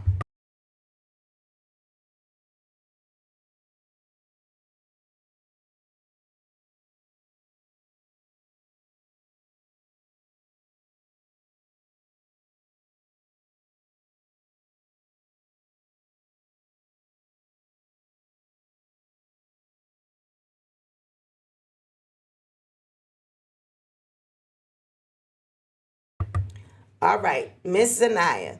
Thank you, Miss Mitchell. You're welcome. Miss Thompson, hi. Miss Thompson, are you married? No. Do you have children? No. Are there any other adults that live with you in your household? My mother and my stepdad and my grandfather. And what is each of their occupations? They're all retired. What were their occupations before they retired? My grandfather used to work at a garage. My stepdad, he used to do MTA. And my mom was a corrections officer. Did you say MTA? Yes. What is that? In New York Transit. Oh, I got you. Can you describe your educational background? I went to school in the Bronx in New York, and I also went to school on the Upper East Side. I went to school in New Jersey for my certificate for phlebotomy. I also went to school for medical assisting in New York. Is phlebotomy the only type of medicine that you've worked in, or have you worked in other specialties? Yes, so far just phlebotomy. Where do you get your news from, the TV or the internet? Mostly from what my mom tells me. I don't really get into TV too much. Do you read news on the internet? Not really, no. Do you use any social media platforms regularly? TikTok. Is that it? Yeah. Are you employed full time? Yes. What are your hobbies and interests outside of work? I read and I watch documentaries. Are you involved in any organizations, religious, political, or otherwise? I used to be involved with my church, but since I moved down here, no. When did you move down here from New York? It was October of 2019, and then I left and then came back again in 2020. Do you do volunteer work? No. Is there anything else you feel like is important for the parties to know about you? No. Is there anything about what you've heard here today that would lead you to believe that you might not be able to be a fair and impartial juror? No. I think that's all I have. That was from Mr. Sabak, Sadir. That was from Andrew. Now, Sadir says, Miss Thompson, good afternoon. She says, good afternoon. You indicated that you was a fan of Cardi B. Yes. And you've heard me ask other people whether or not they could be fair and impartial because of that. Yeah, I can be. She want to get on that. She want to get on that jury. Cardi B. I'm getting on that. I'm getting up. I'm going to put the same question to you. What was that? I can be fair and impartial. Yes. You indicated that you were from the Bronx. Yes, well, Harlem, but I went to school in the Bronx. As a fan of Miss Almazar, you're aware that she also grew up in the same neighborhood or borough of New York. Yes. And as a fan who grew up in the same neighborhood, would that impact your ability to be fair and impartial? No. And Mr. Sabak says, thank you. The judge says, all right, thank you, ma'am. I just had to smile because the Bronx is a little more than a neighborhood. And juror number 12, Max Niesenbaum. How do you pronounce your last name? Niesenbaum. It's German. Mr. Niesenbaum, are you married? No. Do you have children? No. Do you have any other adults that live in your household with you? My mom. What's your mom's occupation? A stay-at-home wife? Has she ever had any other occupations? She worked in hotels up until the time that she married my father. Is your father still alive? Yes. What's his occupation? He is the CEO of the Dan Hotel Group in Israel. I may have written this down incorrectly, but did you indicate that someone, a close friend or relative, was in a law-related field? I have a friend who is working to be a bodyguard. I don't know if that was mentioned in the process. But not a lawyer or a judge? No. Child, I ain't know bodyguard was legal. Child, he said he got a friend that's working to be a bodyguard. What's your educational background? I graduated college with a bachelor's in business administration. And where from? Les Roches in Switzerland. So when did you first move to this area? Probably when I was 8. So probably like 2002 maybe. So you lived here and then you went to school abroad and came back afterwards? We traveled all over when we were growing up. So I was born in England and then I moved across Europe. And settled here and moved to Singapore during high school and then came back. And then I went to school in Switzerland. I won't ask you to go into details. So what's your current occupation? I'm a freelance video editor. Do you have your own business? Where do you do that, or who do you do that for? I work under my father's kind of company. He has a license, so I work under that. I work for a few YouTubers as this is just freelance. So it's kind of my own business. But one of the expenses and finance group through his stuff. How would you describe, like, what do you do for those? Well, I work for several different YouTubers, some gaming, some lifestyle. I just produce videos for them so they can upload it to their social media like TikTok, YouTube, and Instagram. Got you. Is that sort of a full-time job of yours? It's become one. I started last year or so. What were you doing before that? I was working in hotels. Doing something similar, or no, I was working. The last job I had before I left to be a video editor, I was the lead finance and HR for a hotel in Alpharetta. Any of these YouTubers, are they in the celebrity gossip by any chance? No, it's more niche, more just like exclusive to platform, like mobile gaming, keyboard reviews, NFTs, kind of stuff like that. Where do you get your news? Internet or mostly internet, whatever I come by. I don't really actively search for it or anything like that. It's just whatever I pass by on social media. Do you watch any news channels or read any newspapers? No. Obviously sounds like from your line of work that you would have to be using social media, but just for your personal reasons. Do you use social media regularly? Yeah, I pretty much use everything. TikTok, Twitter, Instagram, yeah. Is there anyone in particular you would say you use more than the other? I use Discord mostly to communicate with my clients, Twitter to find clients, and then YouTube mostly because I'm checking, statistics and building a portfolio on there. So you don't know Tasha K? You over here on this celebrity, you know what I'm saying? You ain't never seen Tasha K? Tasha say everybody know her. She's a celebrity over here on YouTube. So you don't know Tasha K? He's a freelance person that does things for editing and stuff for people on YouTube. So what do you do when you're not working or on your business? What do you do in your free time? Mostly video games. I bike and play guitar. Are you involved in any organizations? No. Not recently, no. What about in the past? Any particular? When I was in high school, I bowled with special needs kids, but that was the extent of it. I think you had indicated that you were a close friend or family member or in the entertainment industry. Were you just referring to that? Both me and my cousin. He works in Beverly Hills as a director for music videos and stuff like that. He worked with Post Malone. You had also indicated that you or a close friend or family member was a blogger or social media personality. I have a few friends that are, and plus my coworkers my clients are all social media presence. So any in sort of the nature of celebrity gossip? Nowhere towards celebrity, I would say. Nothing at that status, no.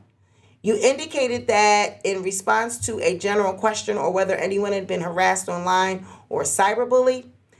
That just happens in the video game space. So people are kind of mean on there. So you kind of have to just shrug it off a lot.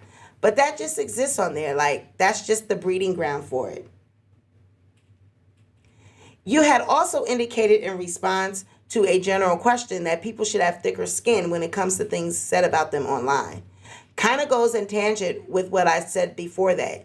Experience a lot, seeing people getting cyberbullied in those spaces and, also working in content creation. I see a lot of people I work for, get bullied in some way or other. And I think if you're going to be a presence in any sort of media entertainment, you kind of have to have a thick skin for criticism. Yeah, criticism and malice, two different things. Do you distinguish between criticism and someone having an opinion that your music is terrible versus somebody saying something that's untrue about somebody? Do you view those two situations differently? I think it depends because some consecrators, he's trying to say content creators. He says, I think it depends because some consecrators use that controversy to get bigger. Sometimes those untrue things can be good things on social media for the benefit of the consecrator. There could be negative ways that it gets used, right? In detriment to whoever. But, there's always good ways and bad ways. So just kind of sort of how we talked about this in connection with some of the other potential jury members. The general allegations in this case are that our client has alleged that the defendants have published certain false things about her online. That's her allegations. Oh, okay, got you. So given your feelings about people online having thick skin, in the event that our client, the evidence shows that her allegations are true, that these statements they published about her are false, and that she has suffered harm, do you feel like you can be fair and an impartial juror and rule in favor given that evidence? Without further context, I think I'm already biased towards the defendants in that particular circumstance. But maybe with further evidence, I'd probably be a little less biased if it was a little more gray. And that leads you to believe that you would be biased just from the fact that I believe, people need to have thicker skin online. So in your view, even if something is untrue, if somebody published it online, you should still have thicker skin. He says, I think it's hard to be an entertainer or an online presence in general if you don't, have a sort of shell, because you're going to get, people just hate you for random reasons, and people are going to say nasty things. And some people have platforms to say it to a lot of people, but I think you've just got to kind of be ready for that. Is there anything else you feel like is important for the parties in this case to know about you? What was that? Is there anything else that you think is important for the parties in this case to know about you? Not off the top of my head. Andrew says, I think that's all I have. Sadir says, thank you, Mr. Niesenbaum. The judge says, thank you, sir. Juror number 13, John Dukes. Good afternoon, Mr. Dukes. Good afternoon. Mr. Dukes, are you married? Do you have children? I am married, and I have a son and a stepson. And how old are your children? 14, both of them. What's your spouse's occupation? She's a teacher, Butts County. And what grade? Currently, first grade. Do you have any other adults that live in your house with you? We do not. Have you always lived in the McDonough area? No, I actually was born in Norfolk as well. Sorry. Spent most of my childhood in Norfolk and then grew up all around Atlanta. When did you move to Georgia? 93 or 94. What is your educational background? Some college. Which colleges? I went to Gordon and then I went to UGA, actually for a little while. What were your fields of study? Biology and computer science. Have you attended any other educational programs like evening schools or certifications? Nothing specific, stuff related to my work. That's about it. Can you give some more background information about your work? Currently, I'm working facilities maintenance, basically for Amazon. I'm with another company who's contracted to deal with this. Most of the standalone groups, I work for Daifuku North America, and they're Japanese multinational. We do all sorts of electrical work, plumbing, building, etc. What's the nature of that company, the business that you said? I can't pronounce the business. Daifuku? Yeah. Material handling in general, support and service. My job prior to the one I'm at right now is I was at the airport working on the baggage handling system doing their conveyor belts. It can be anywhere from heavy industrial to electrical, almost home maintenance. It's kind of a full stop shop. Do you have any other employees that work for you that you manage or supervise? No, not in this role. Have you always been in that line of work? No, back in 2006, I spent a lot of time with the American Red Cross, Hurricane Katrina stuff, that type of stuff. And then prior to that, I was a valet for a couple of years. So is that like working on houses? More heavy industrial conveyor belts specifically. I've done it all the way from about 2006 until 2020 when all the COVID stuff went down. And then the airport kind of was hurting and it was time to find something else. Where do you get most of your news? News aggregator, Google News typically. Do you watch any news shows or read any newspapers? Not too much specifically. I kind of try and I have to try and see the whole picture. I'll go all the way from WAPO and CNN to, Fox. Do you use any social media platforms regularly? I do. Which ones? Facebook and Instagram. Would you say you use one of those more often? Yes, Facebook. Are you employed full-time? Yes, I am. And what do you like to do in your free time? What are your hobbies and interests? Fishing, video games. I've got my boys and we'll hang out, movies. What are your sons into? Video games. I think they all are. Yeah, PS5 and Xbox. Are you involved in any organizations, any religious organizations and political organizations? Not presently. Like I said, I worked for the American Red Cross for a while. Do you do any volunteer work? No.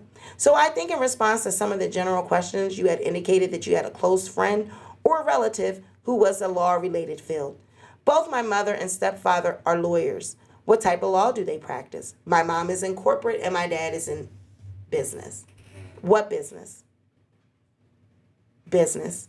You had also indicated that you had a close friend or relative who had been trained or employed in the insurance business. Can you clarify? Yes, my father-in-law is an insurance adjuster, or at least he was for many years. He's kind of an on again, off again. And you have a close friend or relative that's been trained in the field of psychology? My sister, she's got a practice here. Here in Atlanta area? Yeah. Does she have a particular specialty of psychology? I can't remember off the top of my head. You indicated that a close friend or relative had filed a claim or a lawsuit. Can you clarify that? That actually was me. I didn't answer quite quick enough on the first one. I did. I filed suit for custody of my son. How far did that action go? How did it go? It was okay. There was a guardian ad litem appointed, and you don't have to elaborate. Thank you. I was just getting into how long the case, how long down the track you made it. Yeah, we got a custody agreement and are both joint custody now. You indicated that you had been harassed online or cyberbullied. Can you elaborate on that? Well, as the previous gentleman mentioned, I do video games and online gaming, and it can be a very toxic environment. Kind of do have to come with a little bit of thick skin and be ready to report when it's getting bad. This is really making me worry about my son right now. Well, some of the stuff out here can be really bad. You had also indicated that you thought in general that people should have thick skin when it comes to things said about them online. Can you elaborate on that? Same deal. I mean, if you're going to be in those places, you have to be able to expect it to be a point. I think if it's involving somebody's psychological health or their livelihood, that's definitely that point. So I won't go through the whole drill again, but just given what you've heard, is there anything that would lead you to believe that you couldn't be fair and impartial in this case, given what you know about it? No. The judge says, sorry, what was the question? Andrew says, I said, given everything he knows, is there any reason why he couldn't be a fair and impartial juror in this case? Is there anything else you think we should know about you? No. Andrew says, okay, thank you. Sadir says, thank you, Mr. Dukes. He says, thank you. Juror number 14, Rose Kapansky. Could you pronounce your last name, ma'am? Kapansky. The judge says, Kapansky. She says, yes. Andrew says, hi, Miss Kapansky. Are you married? Do you have children? She says, I am married. I have 3 grandchildren. What's your spouse's occupation? He's a telemetry technician in the ER at Kennestone Hospital. Has he ever been involved in any other specialties of medicine, or is that it? Well, when he was in the Navy, he served in Bethesda Medical Center, so he did a lot of different things there. But since he's been in private practice, that's been sort of the nature of his medical occupation, and patient care, some patient care, but that wasn't his favorite. Do you have any other adults that live in your house? Yes, I have my eldest son lives with my husband and I. What are your son's occupations? You said you have 3 sons? I have a daughter and 2 sons. My son that lives with us, he works remotely. He works in customer service for a financial platform similar to PayPal. Okay, what about your other children? What are their occupations? My daughter, she works in accounting and she works remotely from home. And then my son, he's an entrepreneur and he works in the film industry. What does he do in the film industry? Mostly marketing videos. It could be political. It could be real estate. So like marketing videos for organizations, or like the most recent one was for a real estate company in Virginia. But he's also done some filming for campaigns recently over the years. Political campaigns. Yes, political campaigns. What's your educational background? I have a high school education and lots of continuing education. When technology came out, as a secretary, I had to learn a lot about technology. So I took a lot of courses at Kennesaw State College and other places also. You're currently an executive assistant, is that right? Yes. And office manager at Z's company. What nature of business is that company? The Z's company is a private wealth management company, and the family I work for also has a private foundation. The private foundation, is there a particular mission? Yeah, mission, thank you. Yes, they concentrate on the underserved areas of Atlanta in regards to youth and family services. Have you ever owned your own business? No. Where would you say you get your news from? Well, depending on how well our antenna works for the day, it's usually the local news on 11:5 or Channel 2. Do you read any newspapers? Not generally. Do you use any social media platforms? Facebook and time to time Instagram. What do you do in your free time? Like, what are your hobbies? I like to spend time with my family. My husband and I, we like to go wherever the water is, spend time long weekends on St. George, and I enjoy photography, shelling. Also, research family genealogy is one of my favorite things to do. You indicated that a close friend or relative was in a law-related field. Can you? My best friend's daughter, whom I've known all of her life, she's a paralegal at one of the law firms in Buckhead, but I'm not sure which one. Do you happen to know what type of law that is? I think it's accident and injury. Are you involved in any organizations, social, civic, political, religious? No. Do you do any volunteer work? I volunteer at Agape Youth and Family Services when they have different events like the backpack giveaway around school time, their holiday Christmas store. We try to do it as a group effort in the office, so we volunteer together. What would you say is your primary form of entertainment? Like, do you watch television shows or do you watch movies?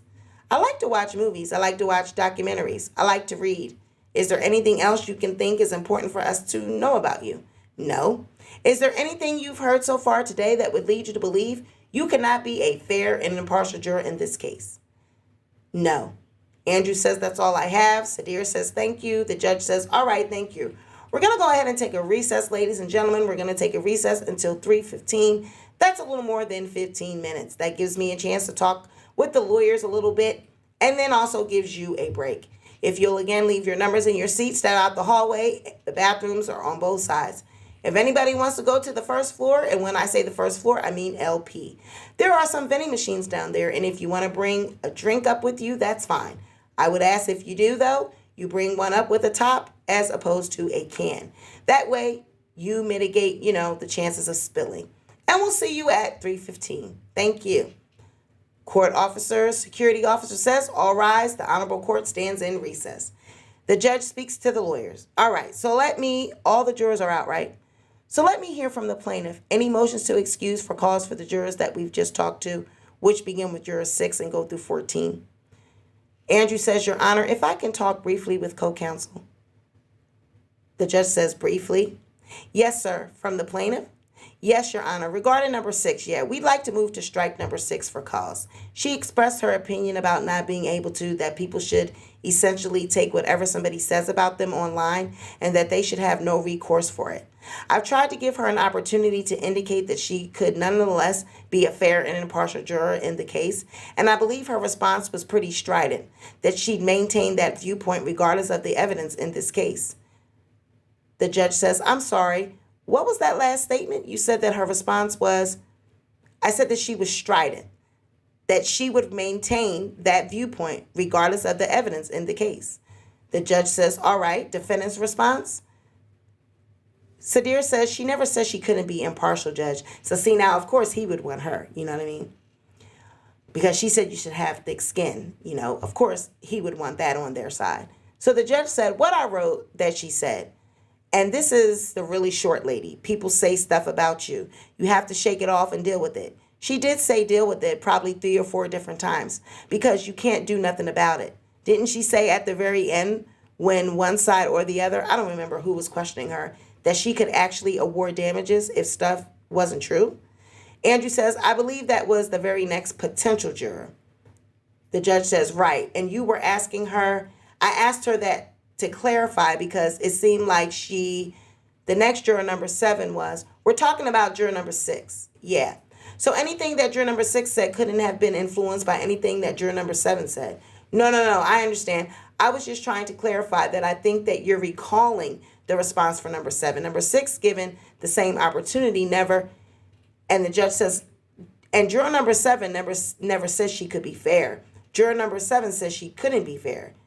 Andrew says, I'm just recalling number 7. We went back and forth. The judge says, yeah, juror 7 is the white lady who went to Georgia. She's the white lady who went to Georgia. Yeah, the one that you was go dogs. Andrew says, right. Who said that she couldn't be fair, right? Number 7, in fact, hold a second. The judge says, hold on a second. She says sometimes you just have to roll with the criticism. She's a fan of the plaintiff. She says she hopes she could be fair, but then she also said she probably should be excused. Well, I'm sorry.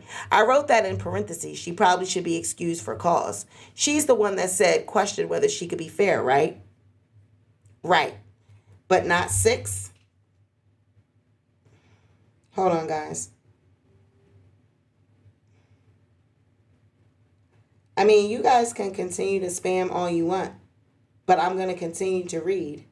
If I have to stop and, we've been at this for hours, my chat is not impatient. We've been waiting for months to get this, and every day we're going to read, so you guys can, I'm not only just deleting you, but I'm reporting you to YouTube. So it's being reported. It's not just being deleted. All right. So, well, how can you move 7? How can you move 6?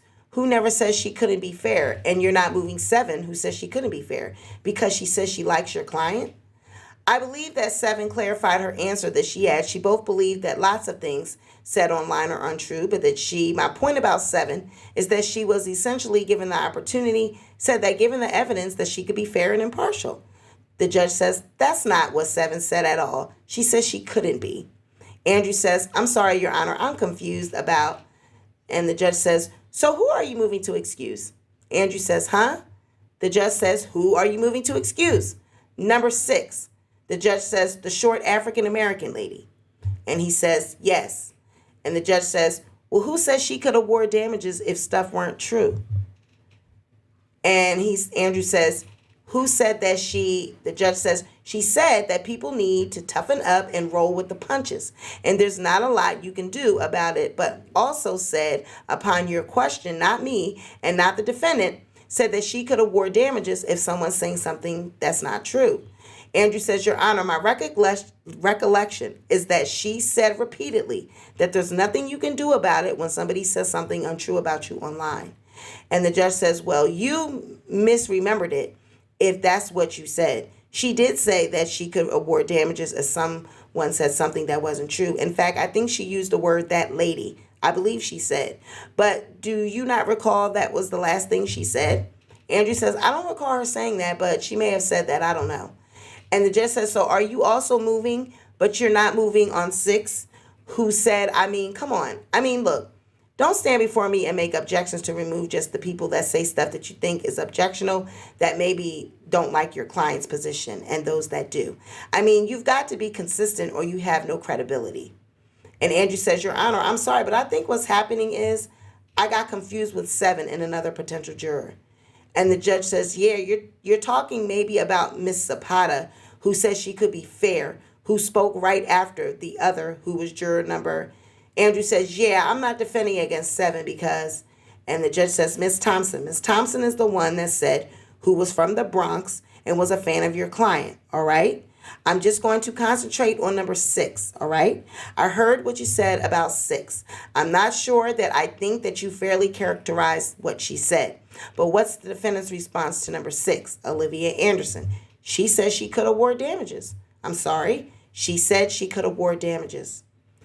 She did say that. She said, I will have to listen to the evidence, is what she said. Let me just say this about Miss Anderson. Miss Anderson may be the nicest person I've ever seen in jury selection. Polite, honest, and tone in my estimation. I have no doubt that she thinks that people have to have thick skin because she said it so many times, but that's not the standard. That's not the standard for cause. Just because someone may have a predisposition for a view of life that's different from a party's arguments doesn't mean that they can't be fair. And there's really nothing about her responses that would say she's fair, unlike juror number 7, who the plaintiff likes, who is a fan of the plaintiff. And when I say plaintiff, I don't mean necessarily you've talked about this with your client. I'm just referring to the plaintiffs and defendants who basically said that the scale wasn't even, because remember, that's when I used the scale of justice thing. There's nothing about 6 that I thought was biased other than her just view of life and that people have to be tough. People should be tough, right? I mean, I don't think there's anyone that necessarily disagrees with that as a general premise. The question is, what does that mean to them? And we don't really know. So while I would certainly have no objection if the plaintiff excused juror number 6, I don't see a for-cause reason to exclude her. So I'm going to overrule the objection to number 6. Does the plaintiff have any other objections to any other jurors? So number 12, Your Honor, Andrew says, Mr. Niesenbaum, do you want to state your reasons? This was the person who said again in response to whether someone should have thick skin. And he believed, basically people should accept whatever is said about them online. And that people should just accept it and move on. I specifically asked him the follow-up question, whether if given the evidence supported our client's allegations, whether he could be fair and impartial. I believe his response was to the effect that he believed that he could be. The judge says, well, that's not exactly what he said. He may have even said it a little stronger than that.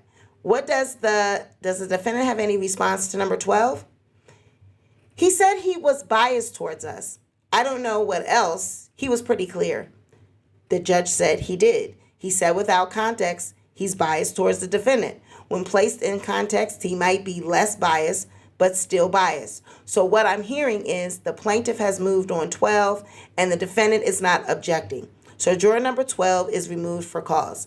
Any others from the plaintiff? No, Your Honor. Any motions to excuse for cause from the defendant?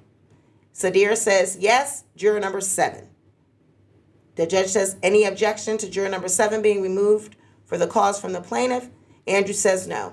Juror number 7 is removed for cause. Any others?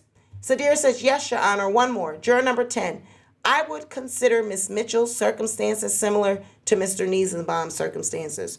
Juror number 12, she indicated she's a fan of the plaintiff. She indicated that she assumed before hearing anything that if it comes from a celebrity gossip site, that it is not true. The judge says, so do I, and so do most people that read celebrity gossip. I mean, let's go old school and talk about People Magazine or Us or some other knockoff.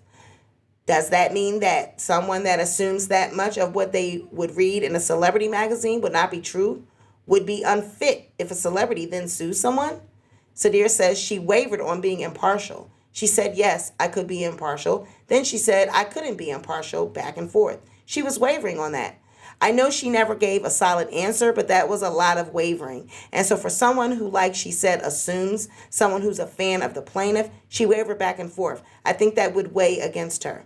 The judge says, so if she wavered back and forth, how did she waver? I could be fair. Well, maybe I can't be fair, but maybe I can be fair. And Sadir says, could she be impartial?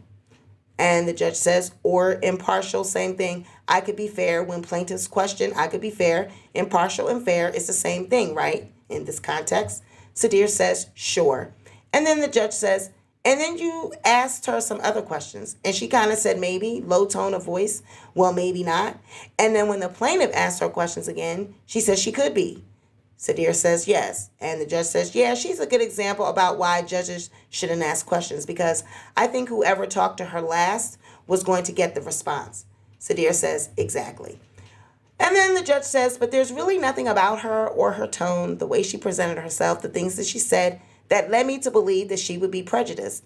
I can understand why the defendants might strike her, but not for good reasons. And just like I'm leaving on juror number 6 that the defendant objects to the objection, I'm going to leave juror number 10 as well, unless the plaintiff agrees to take her off. Andrew says we do not. The judge says, so the plaintiff does not agree with the objection. The court is going to overrule the objection and leave juror number 10. There's really no difference to me in juror number 10 and number 11 for that matter. I thought 10 and 11 were essentially the same. The only thing 10 didn't do, she didn't get questioned quite as much by the defendant, and she was a little, she didn't show any inconsistency at all. There's nothing about what 10 said in the way she said it, which is an important part of my ruling. I know that isn't really for the appellate courts, isn't available to them, but it is available to me, and I felt like she was being honest when she responded that she could be fair. And if we put this in context, if you assume that someone is a fan of someone, you would assume that they want to be on the jury and that they would be totally unequivocal in their stated fairness so that they could stay on the jury. And that's not what she said. You being the defense counsel, asking her some leading questions. And it's kind of like the question, well, isn't it possible that you might be unfair? And I guess that question asked to anybody should always be responded to by saying, well, I guess it's possible, because anything is possible. But the way I interpreted it was that she said that she could be fair. And I felt like she can be. I don't think she'll be on the jury, but I'm going to leave her in the pool for selection. Any other motions to excuse for cause from the defendant? Thank you, Your Honor. No? Okay, all right. That leaves us then, if we assume that we're going to also strike juror number 5 for hardship, then that's going to leave us, I think, with 10 jurors, 1, 2, 3, 4, 5, 6, 7, 8, 9, 10, and we're going to qualify 16. We need 16 jurors to get 8. So probably that's where we're going to end up. It's with 8 jurors. So we'll take a break for 10 minutes from now, 10-minute break, short break, and we'll see y'all back, and then we'll finish up our selection. I will, of course, call another recess at the end when I think we've gotten enough jurors questioned that will be beyond questioning and hear any objections you have. And then we'll bring the jury back in again and begin selection. And then, Your Honor, could I ask one clarifying question? This is from Ms. Matz. And he says, yes. At the first pretrial conference, I have reread all the transcripts this weekend. You said we each had 3 preemptory strikes. When we met last week, you said we had 2. So I just want to know. The judge says you have 2 because I checked the federal rules. The federal rules say you get 3, okay? And then you get 1 strike for each 2 additional alternates. Okay, I got it. The judge says, is what the federal rules say, so we're only going to pick 2 alternates. So you'll get a 4th strike. So plaintiff gets 4 strikes. Defense gets 4 strikes. We'll see 8 jurors. So we'll be looking at the first 16 jurors who have not been excused for cause. And that's where our jury will come from. Ms. Matt says, thank you for the clarification. Your Honor, I appreciate that. All right, all rise. Now, I'm going to pause here and we will pick up this tomorrow. We've been at this for almost 2 or 3 hours, I think. So we will come in tomorrow for a second half of jury selection, and we will finish jury selection, and we will have all the jurors, and then we will start with, we will next go then with the first day of testimony, okay? And I know a lot of people will say, well, this is a lot of reading, but this is what happened in court. It's going to be word for word. We're going to read all of the transcripts. It's going to be day by day. And it's just going to be a lot of reading. So we do know that we have ended up with the 8 jurors. And they did, rule in favor of Tasha K. But we're just going to take this as we don't know any of that, right? We're going to read this as it's going. We're going to expect that, and we're going to act as though we don't know what the outcome was. All right. I know it is a lot. And so I'm going to ask that people that want to be a part of this, that you remain and you listen to it. But people that feel as though it is a lot of reading, because it's a lot of reading for me, and I try to make it sound and give some interjection and give some banter, but reading court documents is a daunting task. Not to get tripped up in your words, not to get tongue-tied, not to choke like I did earlier. Your throat gets dry, so bear with us. But it will get more interesting as the trial goes once we start getting into who was on the stand and who said what. But we are in jury selection, and this is how it goes. In a court, like, it's boring with the jurors, like, okay, question after question. But you get a little key here and there with the jurors and their responses and whatnot. But once we get past this, it'll start to get spicy, because we will get to start hearing what everybody said on the stand. So yes, this is how we are going to do this. This is going to be every day. We will do this until we finish with it. So we're going to read every day.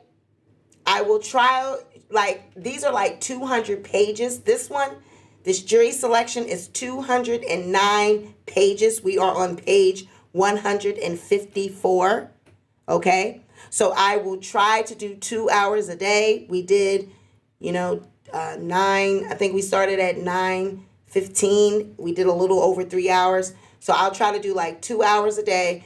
I will try to get through a day of testimony every day if we can get through it. You know what I'm saying? But it's a lot of pages and it's a lot of stuff to read. So we will do 2 hours a day, break, come back. All right? So that's it for today. We will pick up tomorrow where we left off. It will be the second half of jury selection. All right, you guys. I'm anxious to see if we get to hear juror number 38. I want to hear what she had to say. She's a whole cackle, a whole hoot. Number 38, honey, she already said she like Barty. So I'm anxious to hear what her little spiel is going to be when she get up there on the jury, when they start asking her questions, child. So thank you guys. Awesome. I love jury selection. Sweetie, looking forward to hearing it. Venetia says, Aaron just reported the first traps that the trolls are, child. Yes, Aaron, they are trolling. Here they go again. And like I said, I'm reporting them for spam. I'm reporting them for, pornographic content because, they're trolling.